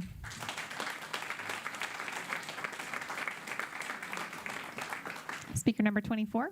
Hello, I'm a parent. I just moved to Brooksville after coming to this meeting. I don't know why, just to be honest. I've already been stuck between a rock and a hard place. If you could state your full name. My name is Heather Bropst. Thank you, Heather. My daughter is supposed to be a 9th grade student in your county, but Central says she's not in their district. Hernando doesn't want her. Hernando East School says they're not equipped for her because she has an IEP, because she has special needs. And Florida, the Florida Academy says they're full. They aren't accepting any more students. So I have a 9th grader that's sitting at home wanting to know when she's going to go to school, but I can't get her into school. I have teachers sitting in this class, in this room right now, that's wanting to teach kids, but I can't get my kid to school. There's a problem there. So when them please show up at my door because my daughter ain't been in school, do you want me to give them your addresses too? Because that's not fair to me. It's not fair to her. It's not fair to these teachers. This whole thing has been insane tonight. And I really, really hope that you guys look and fix it. Thank you. I'm going to have him respond. I know that we said we weren't, but I don't want you to leave without getting help tonight. Can you talk to Ms. Kidder straight behind you before you leave, and we'll follow up? Thank you. Speaker number 25. Good evening, everyone. Thank you for allowing us all to be here and talk on this subject. My name is Pam Gobbin. I'm from Spring Hill. I'm currently an experienced district ESOL specialist, which didn't give me a pay increase though I no longer have a classroom roster. So I will not be eligible for the 2,000 the state has offered to other instructional teachers. Yes, other instructional. I am still instructional.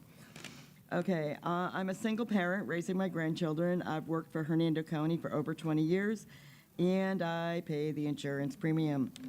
The school board bargaining unit offered $550 as a raise, for which I qualify, although it wasn't further discussed at the last bargaining unit meeting. I'm sorry. Can we, if anybody needs to have a discussion, can you guys step right outside that either door? Because Ms. Kidder, could you, it's hard to hear. could you take the parent outside? It wasn't Mrs. Kidder. It's all the other commotion. Oh. Yeah, Mrs. Kidder, there was no commotion going on there. I just want to be able to hear you. Okay, fortunately, We can start your time back over. It's fine. Okay. If I keep my current insurance plan, my paycheck will be less than it currently is. Please take this into consideration when discussing the future of our teachers. It is very unfortunate to realize, and I said this to our union president, that in a cost-benefit analysis of my pay and benefits, I might be better off financially to take that early retirement when I looked at what my income would be versus what my costs would be. And I really wasn't planning on going yet, but realistically, I'll do whatever I have to do. Please take all of us into consideration. We're not just talking about the insurance increase. We're talking about overall. Yes, we looked at benefits, were benefits a long time ago, and benefits are not what are paying our bills. We need to look at how we're going to find a way to make our pay. Thank you, everybody. Have a good evening. Please be safe. Thank you. Speaker number 26. Good afternoon. My name's Maddie Kaler. I am in my 4th year as a school psychologist for this district. I serve Nature Coast and Moton Elementary, 2 of the best schools in the district. And I want to give a brief shout out to all the people that I was just with out in the lobby who couldn't be in here because it's so full. So there's about 20 of us sitting out there watching on the TV. I am a Hernando High graduate. I lived in a house actually right around the corner for the majority of my childhood. I come from a really long line of educators, and other than a brief period of time where I really wanted to be a secretary, I have always known that I wanted to work in public education. I am so grateful to have a job that I'm passionate about, where I get to work directly with parents, teachers, and students every day, reducing barriers to learning. One of my greatest goals in life is to make sure that every student, regardless of their income, disability, zip code, has access to high quality public education. Thank you. After I finished my 2 graduate degrees in Pennsylvania, I got a lot of job offers with substantially better pay and benefits. And I chose, my husband and I sat down and we chose to come back here to my hometown, to Brooksville, to serve in Hernando County. Because I was given so much, and that's how I got to where I am today. I'm crying because I'm 7 months pregnant, and I've been standing for a while, and I'm so thrilled to be expecting a baby boy this October. Adding my son to the health insurance plan would cost almost $900 a month, which would put my overall cost of health insurance to over $1,000 a month. This is completely unaffordable. I love this town, and I love my job, but with the cost of living continuing to skyrocket and my salary remaining stagnant, as I am also not included in that $2,000 raise, if these changes go into effect, I genuinely am going to be forced to leave the town that I love and where my family is to go find employment elsewhere. The fabric of any community is the people that live there. Changes like this one continue to price out the people that know and love this area. And it dismantles the fabric of our community thread by thread as each of us leave. I realize that a lot of this is completely out of your control. You do not decide what Florida Blue says the increases are. But I do believe that there are things that are in your control. And so my ask for you today is to please hear the concerns that we're presenting to you. And find what is in your control and make some changes, because I would be devastated to have to leave. This is where I want to be, and this is the district I want to work for. I just need help. I need you guys to help ensure that homegrown professionals like me can stay here. Thank you. Thank you. Speaker number 27.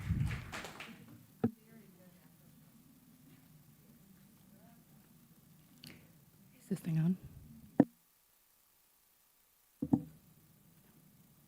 All right. Good evening, members of the board. I'm not a big speaker. I work with little children. My name's Colleen Edwards. I live in Spring Hill. A lot of good things have been brought up here tonight. I just have a few more things to add. How are teachers and support staff supposed to live, pay our bills, and support our families when our net pay is going backwards? Who is helping the teachers and staff who are being priced out of the communities we serve? Housing, groceries, insurance, utilities, and everyday expenses continue to rise while our purchasing power continues to fall. Teachers and staff should not have to choose between staying in the profession they love and being able to afford a place to live. If this continues, we will lose good teachers and staff, not because they don't care about our students, but because they simply cannot afford to stay. We cannot expect educators and support staff to build a future for our students while being unable to afford a future for ourselves. We need meaningful action and not a raise that disappears before it ever reaches our bank accounts. Thank you. Thank you. Speaker number 28. Good evening, school board and Pender chair. My name's Gracie, and I am here as a student to support our teachers. They deserve better. They deserve better. They deserve more money. Thank you to everyone who has been there for me this far in my educational career. I get so excited when I come here and I see my current and former teachers. Please do better for not only my sake, but for all our students and I can't speak, but all our teachers and stuff. I love public education. I love all of you teachers, staff, drivers, and attendants. And just imagine what our teachers are going through and caring for us. Please give our teachers a raise. They do so much for us. By the way, despite they spent extra school supplies for us, and that is so crazy to me. And all students don't even care how hard they work for us, despite that is out of their pocket money. Thank you.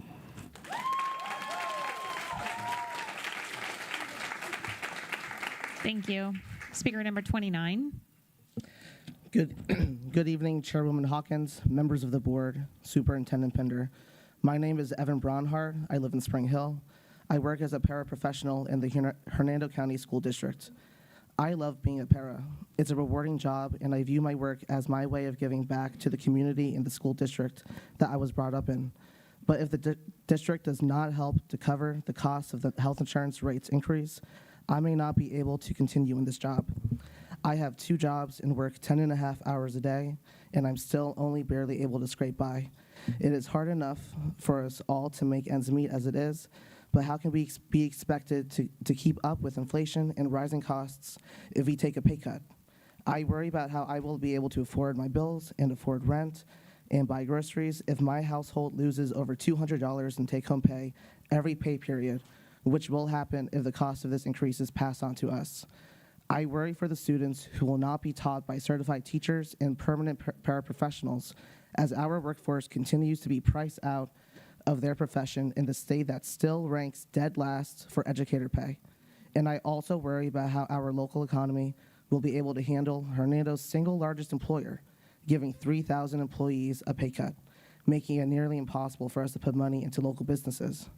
I know that this is an unexpected burden for all of us, but please help cover this cost. We cannot afford to lose money from our take-home pay. It had already become a struggle to keep up with the cost of living. I hope you can see how difficult this will be for us. I hope you can see that this is an emergency. Please don't let us be pushed out of our jobs.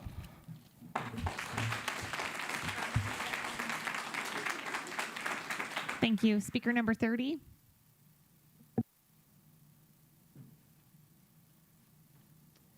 Good evening. My name is Alex Steele, Spring Hill, Florida. I adore my job, but I am worried. I am a paraprofessional of Hernando County, and I cannot afford to pay more for insurance coverage, as I can barely afford to pay my rent, other bills, even groceries on this salary. This is not the first time you have heard this tonight, but I work a second job, nearly 12 hours every day to afford necessities whilst juggling college to further my education. I thought I wanted to be a teacher, however, I am not so sure it is a commitment I am willing to make anymore. What has made up for the lack of pay is the access to insurance for its current price. I have PPO and I personally need it as I have chronic health issues and am frequently seeing specialists. If this change in rate goes up and I am forced to pay $120 more per paycheck, I may be forced to leave my position and find a better paying job. Not only will this lower my personal take-home income, but it will decrease the income of my household by $720 a month, as I live with people who love their job, their county, and value the education of all children, so they serve just as I do. This $720 is close enough to amount to a rent payment that I am fearful. Please do not make me face the choice of leaving my kids and my public school that I love simply because I cannot afford it anymore. Thank you.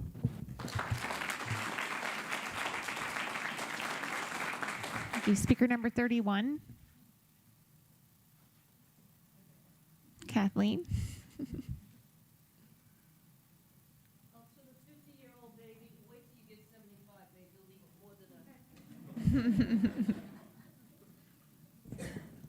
Good afternoon, my loving, wonderful school board members.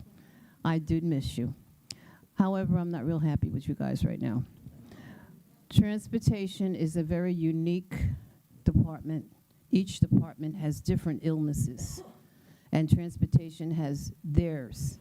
We have a very diverse community in age and ethnicity.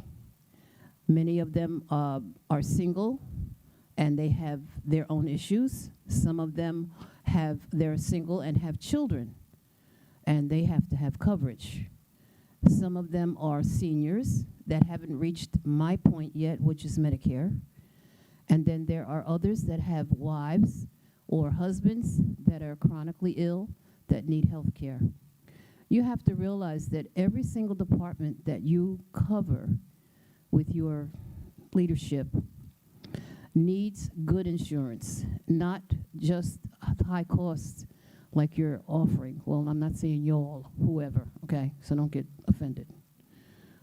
But the fact of the matter is that we really need to do better with the health insurance plan. And I did speak to Mr. Goldrick, is that his name? Goldrick?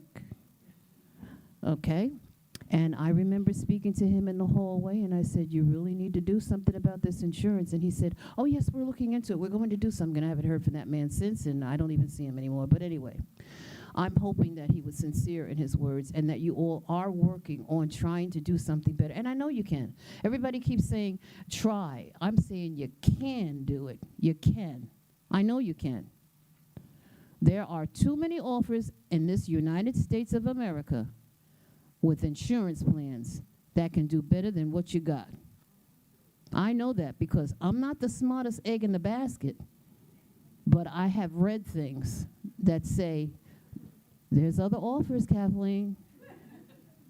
You need to tell your superintendent, Mr. Pender, you know I love you. Miss Rodriguez, you know you're my girl, but we got to do better. Mr. Johnson, I didn't forget about you. And Ms. Duval, you the queen.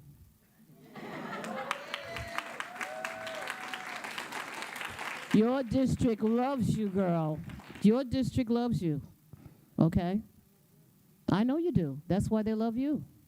So I know that with your heart and with all of the other people that I have mentioned, and I didn't forget about you. I just don't remember Yes, your... you did. Ms. Hawkins, it's fine. Ms. Hawkins, I care about you because you did something with that half-day dismissal thing, and I love you for that. Thank you for listening. With all of the knowledge that I see in front of me, I know that you can do better. Please, do it. Thank you. Speaker number 32. as I do in my classroom. Hey, hey, hey, it's Mr. J. All right, I'm from Challenger. Nice to see you. Yes. It's okay to say hi.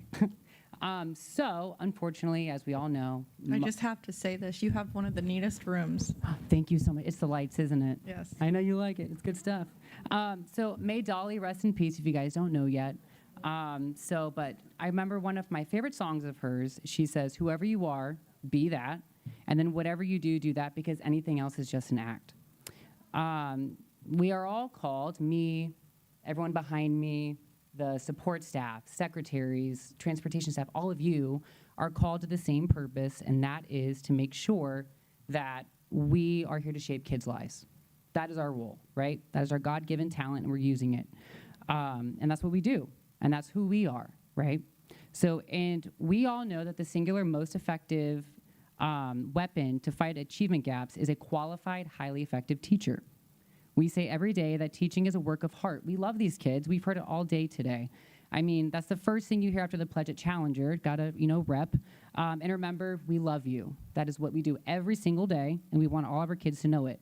Contract hours, yeah, whatever, I'm constantly working beyond my hours of 8:30 to 4:15, whether it's planning fun activities for my students, doing a room transformation, like you saw, making positive phone calls, going on home visits, organizing community outreach events, fine-tuning our yearbook, serving on the Lighthouse team, love leader in me, thank you, Mr. Pinder, and the 50 other committees and leadership roles I apparently cannot ever say no to, which Ro loves. Whatever you name it, I do it. That's not just my experience, though. That is the experience of a lot of people right behind me and all throughout our district. And when we discover that we're essentially going to take a pay cut to have less than mediocre health insurance, it almost feels disrespectful. The visits from district officials with confetti cannons, the district social media posts highlighting the amazing things our teachers are the architects of, the staff spotlights, all of it, it starts to look performative and not really a reflection of who you are and what you do. My grandma always says, if you want to, you will. And if it's a priority for you, you will get it done. And I do believe who all of you are good people, and that you want to do right by teachers and students. That's why you're there. And so are we. So I do implore you to find a way to offset these outrageous costs, because the alternative is unfortunately way worse and more destructive to our students' education. And as Shannon saw in my classroom, be good, do good, God bless, and go Bills. Thank you. Thank you. Speaker number 33. My name is Tracy Hollis. Thank you for allowing me the opportunity to speak on behalf of the instructional and non-instructional employees of Hernando County Schools, as well as my 2 teenage daughters who both attend Hernando schools. My name is Tracy Hollis, and I am the front office secretary and the AP secretary at Moton Elementary under the amazing leadership of Ms. Patty Martin. You may also know me as the School-Related Employee of the Year for the district in the 23-24 school year. I have also been nominated 7 times, including my big win. I think that says a lot about how much I love my job and the people I serve. Tonight I'm here because I believe we need to have an honest conversation about something affecting every employee in the district: the rising cost of health insurance, while at the same time no raises were awarded. For many employees, this is not simply no raise. When our insurance costs increase, more money comes out of our paychecks. When our salaries stay the same, our take-home pay actually decreases. And for the families already struggling with the rising cost of groceries, housing, utilities, gas, childcare, and everyday necessities, that difference matters. And this is not just a teacher issue. Our teachers, our paras, secretaries, custodians, cafeteria workers, bus drivers, route specialists, maintenance employees, clerical staff, and countless others all contribute to the success of Hernando County Schools. Every position matters, every single one. A school cannot operate with teachers alone. It takes all of us, from the person greeting a child in the front office to the person driving that child safely to school, preparing their meals, cleaning their buildings, supporting their learning, teaching their classes, and keeping our schools running every day. We are one school district, and when the cost of our benefits goes up while our pay remains stagnant, every one of us feels that impact. We understand the district has a budget. We understand difficult decisions have to be made, and we understand that some factors affecting insurance costs are beyond the district's control. But I ask you to understand the employee's perspective. We are being asked to do more with less. We continue showing up every day with dedication, professionalism, patience, compassion, because we care about our students, our schools, and our community. But caring about our jobs should not mean that we have to continually sacrifice financially to remain in them. So tonight, I'm asking the school board to recognize the financial reality facing employees and making employee compensation a priority. Please explore every available funding option. Consider salary adjustments, stipends, supplements, or other forms of compensation that can help employees keep more money that they earn. We are not asking for special treatment. We are asking for fair treatment. Listen to the employees who are struggling to make ends meet. Listen to those working second jobs to supplement their income. Listen to those who love what they do, but are questioning whether they can afford to continue doing it. Our students deserve the very best educators. Thank you. Thank you. Speaker number 34.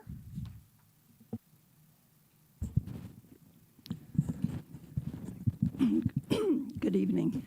I am Beverly Coe. I am not a teacher, but I come from a family of teachers, and I'm a huge supporter of teachers and all staff, including non-instructional, of course. Given our divided country, I promise you I am not trying to fan the flames, but I have to make some honest statements. The current administration, our state governor, state attorney are actually on an agenda to dismantle the Department of Education, and say so. They do not support public school teachers, and the national rankings underscore this. The billions of dollars are siphoned from the Department of Public Education budget for vouchers for private schools where teachers don't need degrees and schools can be unaccountable. If you are a board member who supports legislation that doesn't see the problem with draining the public school budget, you can say all you want how much you support teachers. You can be as effusive as possible about how teachers are your heroes and your angels. But the reality is you are not a public school supporter and you have no business on a public school board. Thank you. Speaker number 35, our last speaker tonight. Save the best for last. Oh. Just teasing. Hi, my name is Mackenzie Gravel, and I proudly work at Mountain Elementary School. Thank you for being here tonight. I know it's probably been an exhausting night, and it's the first month of school. Everyone is tired. I didn't plan to speak tonight, but after seeing the large amount of people here, and after hearing everyone else, I felt it was necessary, so I'll try to keep it short and simple. I've heard a lot of veteran teachers up here, but I haven't really heard any new teachers, so I'd like to speak on our behalf. This August, I started my 4th year teaching, all of those years in Hernando County. I have dreamed of being a teacher since I was in kindergarten. I have never wanted to do anything else. And let me tell you, it is everything I have ever dreamt of. I love my students. I love my team. And I love working for Mountain Elementary School. Miss Patty Martin is the best admin I could ever ask for. I put my heart and soul into this job every single day, like everybody here. I'm at school an hour and a half early. I take my work home with me so that I can do what is best for my kids. I've known my whole life teachers don't make a lot of money. I was prepared for that, and I've said I'll just make it work. But if this raise in insurance rates goes through, I can't make it work. And teaching is all I've ever wanted to do. There's nothing else I want to do. I truly believe teaching is what I was meant to do, but I will no longer be able to afford it if this goes through. So I beg of you, please don't take this away. Thank you.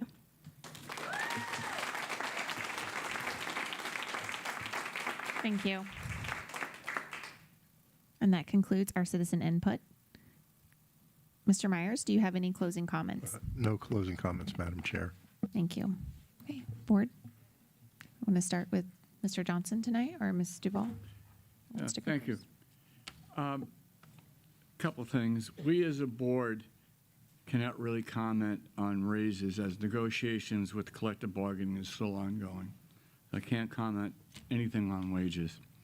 However, the state mandated $2,000 raise for teachers with 10 years in the classroom is something that was mandated by the state. Can comment it. That's why the people who are in classrooms with 10 years got the raise they did. That money was supplied to us by the state. You guys got it.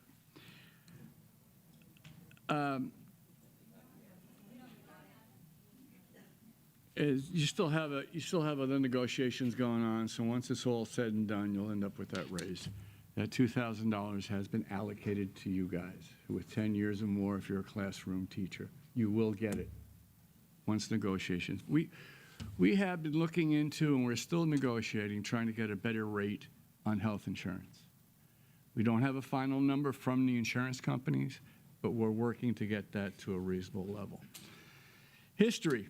Back in 2022, when Ms. Rodriguez and I came on the board, the teachers got a $2,600 raise. The non-instructional got a $60 a pay period raise. The increase in the health insurance at that time was going to be $35 a pay period.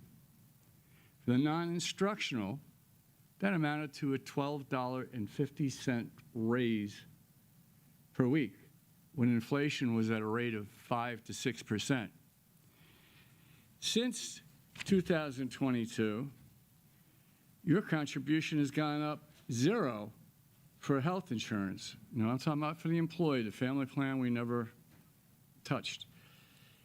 The rates went up 12% in 2023, 6% in 2024.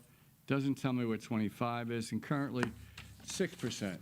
We have absorbed those raises all along because we do care about the school teachers. If you remember back in 2022, all of a sudden Mr. Stratton found a fund that had $1 million in it, and that's how we were able to pay for absorbing the increase in the insurance. We do care about what goes on. We do look forward. We have a finite amount of dollars that we can spend. We can spend it on programs. We can spend it on salaries. We can spend it on what we pay for electric and other expenses, just like you guys. And that's what we try to balance.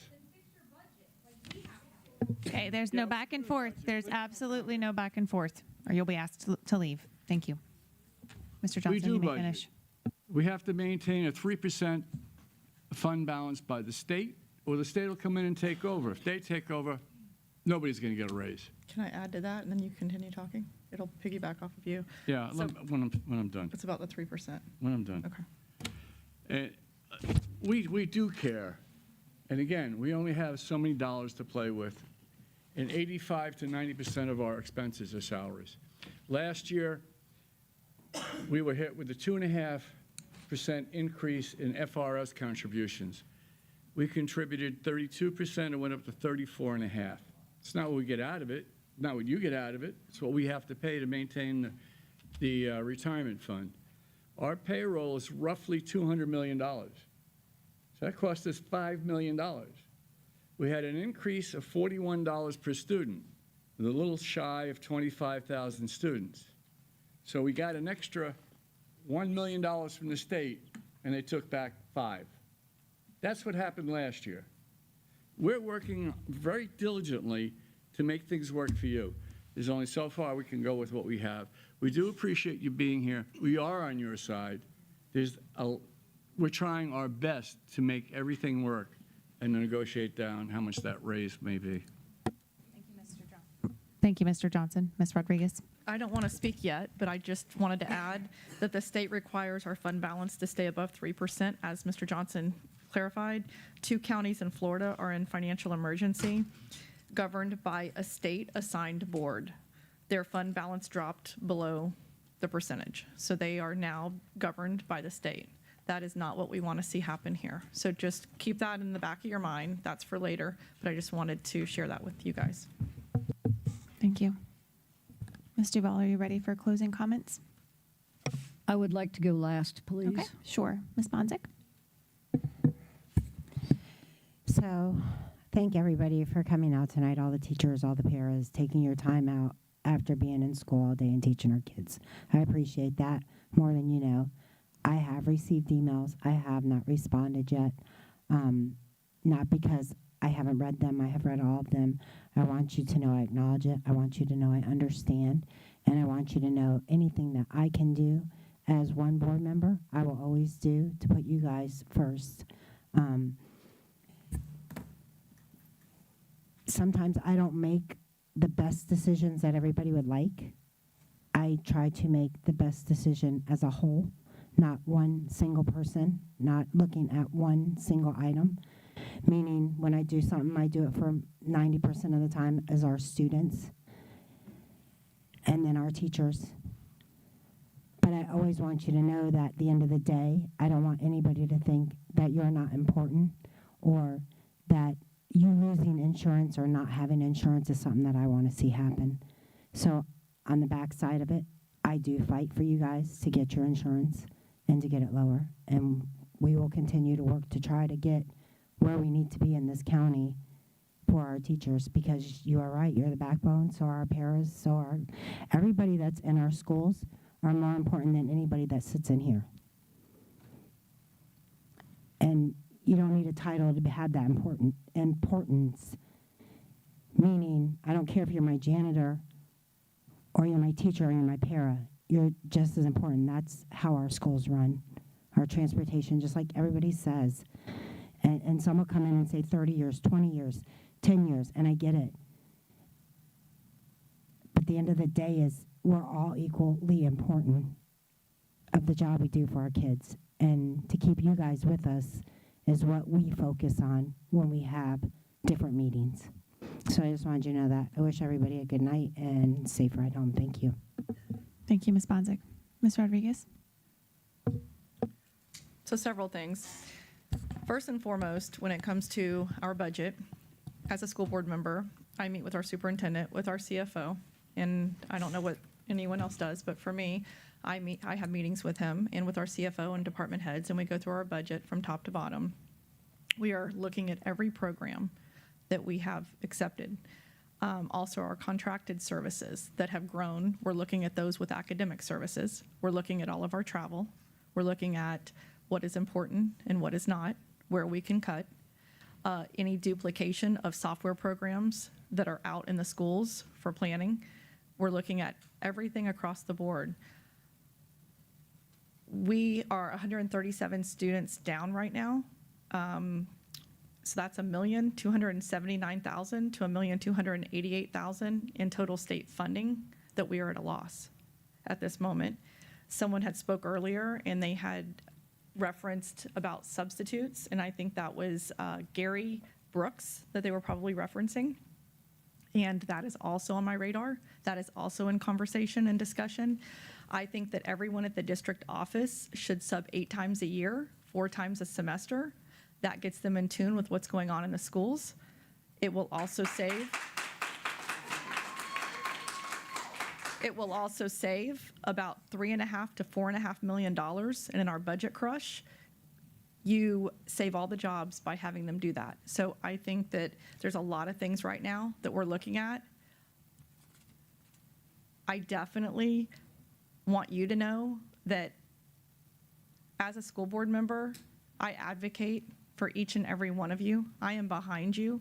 Not one moment do I think that you don't deserve what you currently have and then some. So I don't think you should be working for a loss. I think that every year you should be gaining. You should never have to work 2-3 jobs to make ends meet. I know what all you do. I'm in those classrooms. I see, I visit. Hats off. I don't know how you do it. To me, you guys have a cape somewhere. I'm not sure where you keep it in your room, but somewhere it's there, because there's nothing that I wouldn't do personally to help you. If any of you called and said, Shannon, we need some help, come over and help, I'd be there. I'd give you my whole day. Anytime you need it, I would be there. I would do anything you asked. I appreciate you. Without you guys, there's none of us. So we don't even need to be sitting up here without you. Without you, our school district doesn't become a few points from an A. The reason it's that is because each and every one of you. And our community as a whole thrives from our students that you guys graduate. These kids that are graduating from Hernando County, when parents tell me, when I go door knocking and I'm running for school board and I explain platform, I explain the things that's passionate to me, and a lot of them say to me, I have no kids. I say, but you know where this impacts you? It impacts you on your home. It impacts you on your community, because when we have kids that graduate and they're robust and they're strong and they come out here and they work here in our county and they give back, it makes our county substantially stronger. So therefore, all of you are the reason that our county shines. It's not just our school system, but it's because of the kids that you guys are putting out in this county to make us be able to say that Hernando County is a thriving county. So I thank you for that. I just want you to know that I hear your concerns. I understand that this increase is not insignificant.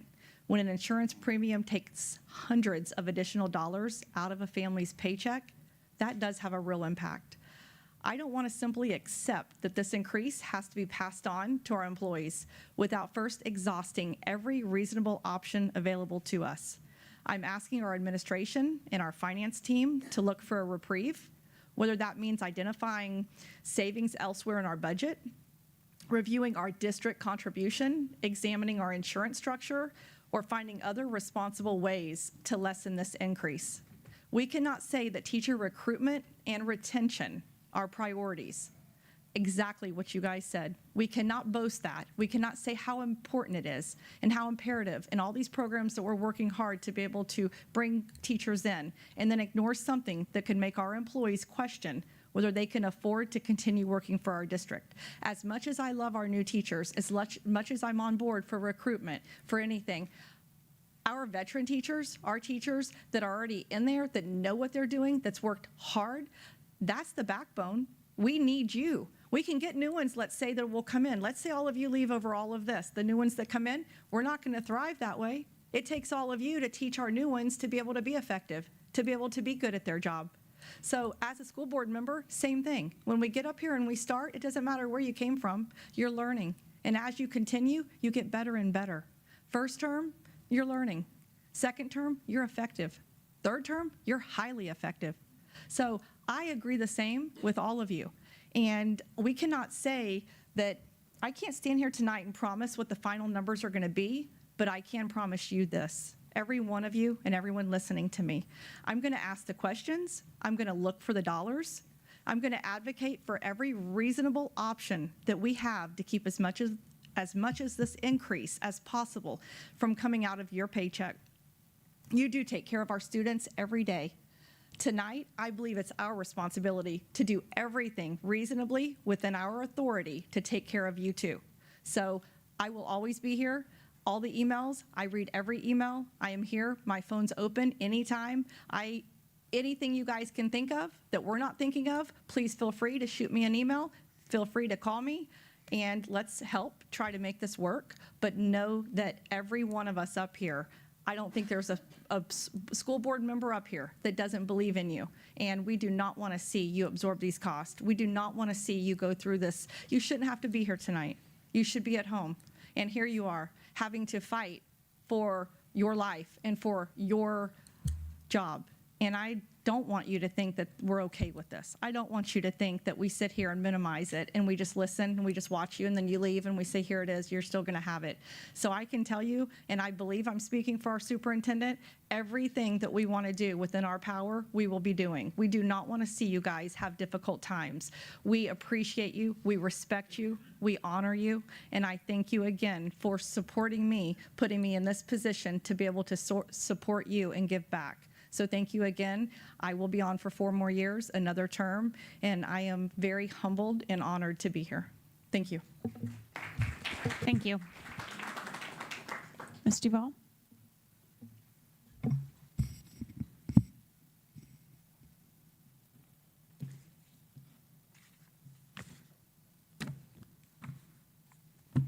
Here's my notes. I don't need notes. I always need notes.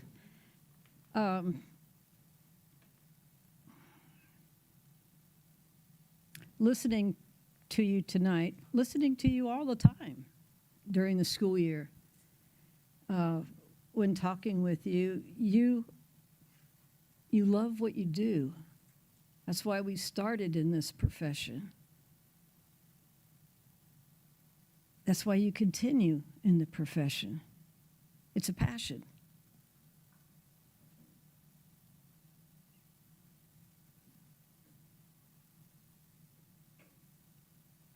I probably shouldn't go off on this tangent, but I am going to. Every time I leave the state or come into the state, I see a sign. Welcome to the free state of Florida.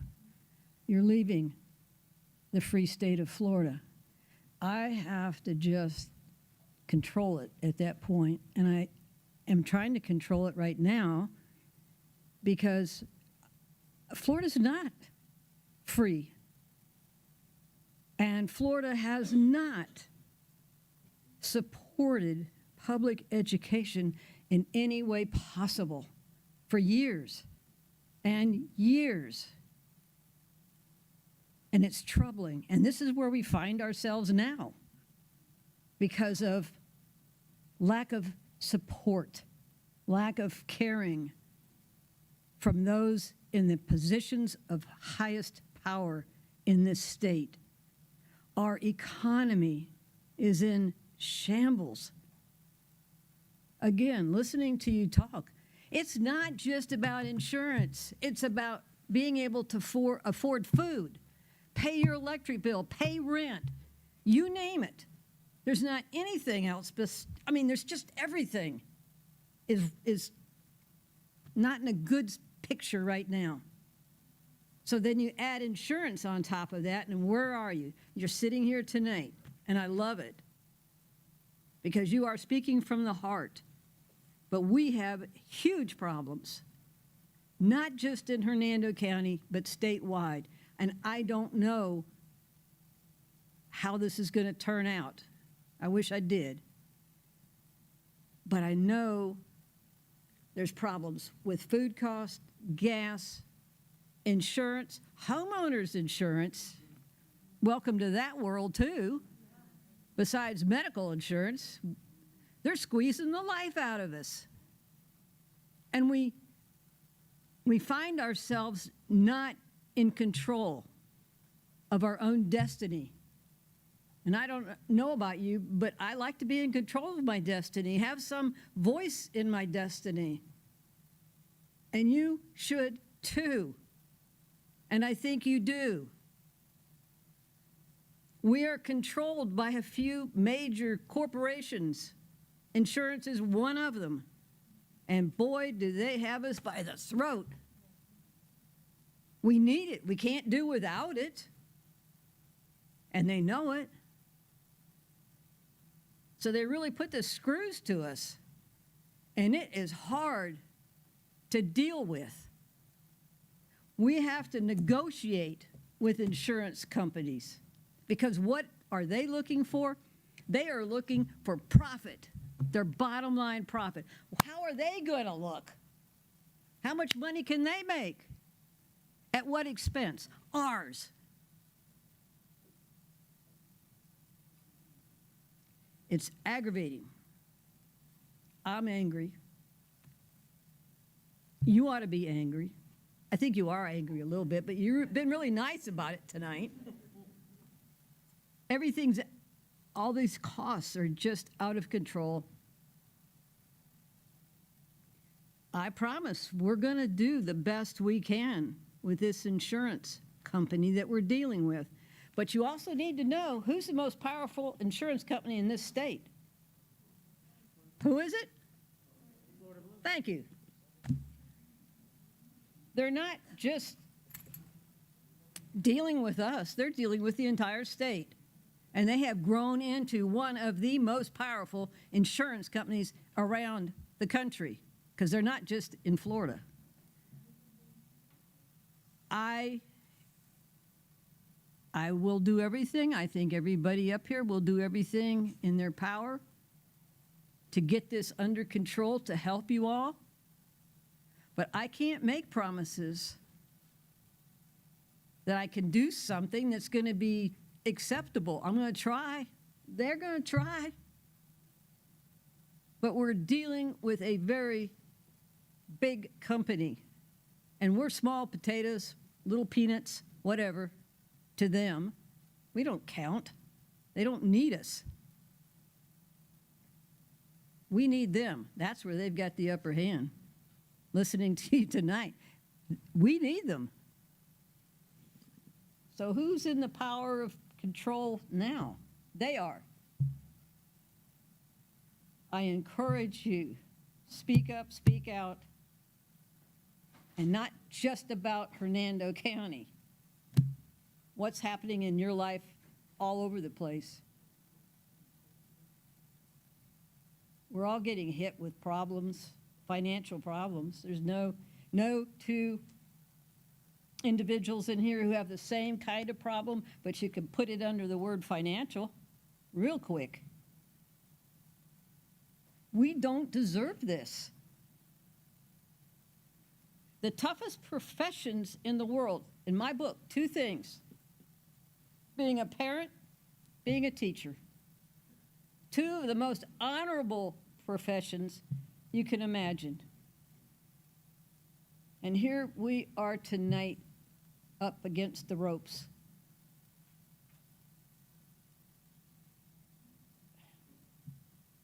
Trust us to do our best, but everything's got to fall. It's got to have like a perfect alignment of the stars for this to get anywhere that we need to be. But we're going to try. We're going to shoot for the stars. We're going to shoot for the moon. We'll do whatever to make it better for y'all. You are incredible people who deserve the very best. I thank you for what you do. Keep up the good work, even though trying times. I promise you, we'll do our very best. We're not going to roll over. We'll take it to them. Thank you. Thank you, Ms. Duval. Ms. Rodriguez wants to add. While I have faith in our negotiating team, I have more faith in myself because I know what kind of fighter I am. So I have asked our attorney if I could be in negotiations with Blue Cross Blue Shield. Could I be on the phone? Could I be in the call? Because I know the way I am. And he said no, because it is a liability. And with me being on the board, I could not do that. I can be in the room and I can listen to them negotiate, but I cannot negotiate and be a part of that. So it's even to that degree that if I could fight for you guys physically and I could do it, I would. But we are negotiating with them and we are trying to get it to become reasonable. So stay tuned for everything that we're doing. Thank you. Thank you. Superintendent Pender? This is like being the last speaker of 34 public input.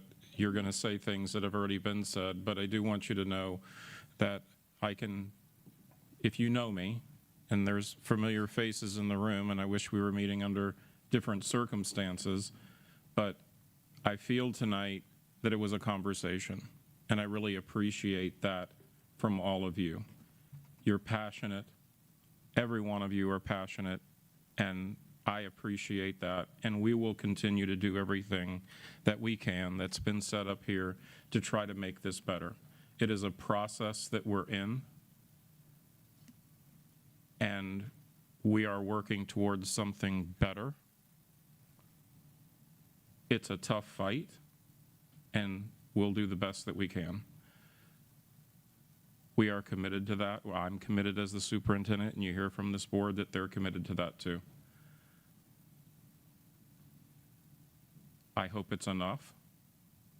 It may not be, because we don't know what enough looks like, but I can tell you that we're working to make it better than what you see right now. And that's my commitment to you also. So I appreciate everyone coming out tonight. Everybody said, you shouldn't have to be here. I apologize for that, but we will continue working. Thank you. Thank you. I'll be short and sweet with my closing statement. Before you do that, okay. What you said at the very beginning, greatly appreciate that. Well written, well stated, concise. Thank you. Thank you for that was from the heart. I had a hard time even getting through it without crying.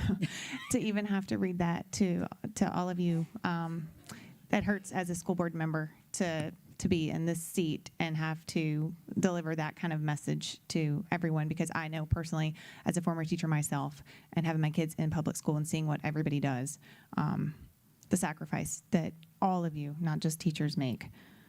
So I want to thank you for coming out, and I have to tell you, I lost sleep, lots of sleep, when they told me this number and what it was going up. I was on the phone calling state representatives. My husband is running for a state representative position, and I said, who do you know? Who can we call? What can we do? I got on the phone with Superintendent Pender. I said, we have to go out for more bids. We have to do this. What we don't understand, what I didn't understand at that time, is the lengthy process that it does take to go request for bid, what they call that an RFB. It is around a 3 to 4 month process. We are still doing it. We're going to go out for bid, but we're unsure if that bid's going to come back in time for open enrollment. That's the problem, but it can set us up for next year and for future. We are looking at every option. We are diving into every line in that budget. We had an executive meeting before this, and we had board members asking for everything under the sun. Go line by line in the budget and tell me where we can cut. Just like Ms. Rodriguez was saying, looking at duplicate programs, looking at travel. Other districts are freezing travel, which we don't want to do that and limit you guys on having professional development, but we're being very cautious on how we're doing that. So we are looking. We're also looking at administration. We're looking at all levels across the board that can be tightened to try to help ease this burden. So I appreciate everyone here tonight. And with that, at 8:21 p.m. Oh, Ms. Duval has one more thing to say. Back again. Yes, we're looking at going out to bid, but I want you all to know we've done this before. Gone out to bid? Yes, multiple times. And guess who comes back to take us down the path? Your favorite, Florida Blue. Florida Blue, and I think it's not that we haven't tried, and we'll continue, but that's how powerful this whole situation is. That's how they can supersede other companies who would like our business but can't do it the same way. And sometimes we only have two options. Sometimes only two come back to give us the bid. We can't force them to give us a bid. Ms. Rodriguez? That's why I feel right now we're already there. We're already with them. And I think at this moment there's power in what we've done all these years with them. And I believe that they would be our best option to get as low as we can go. So we're going to work with that and see how that goes. So, all right. And with that, at 8:23 p.m., thank you for your time. This meeting's adjourned.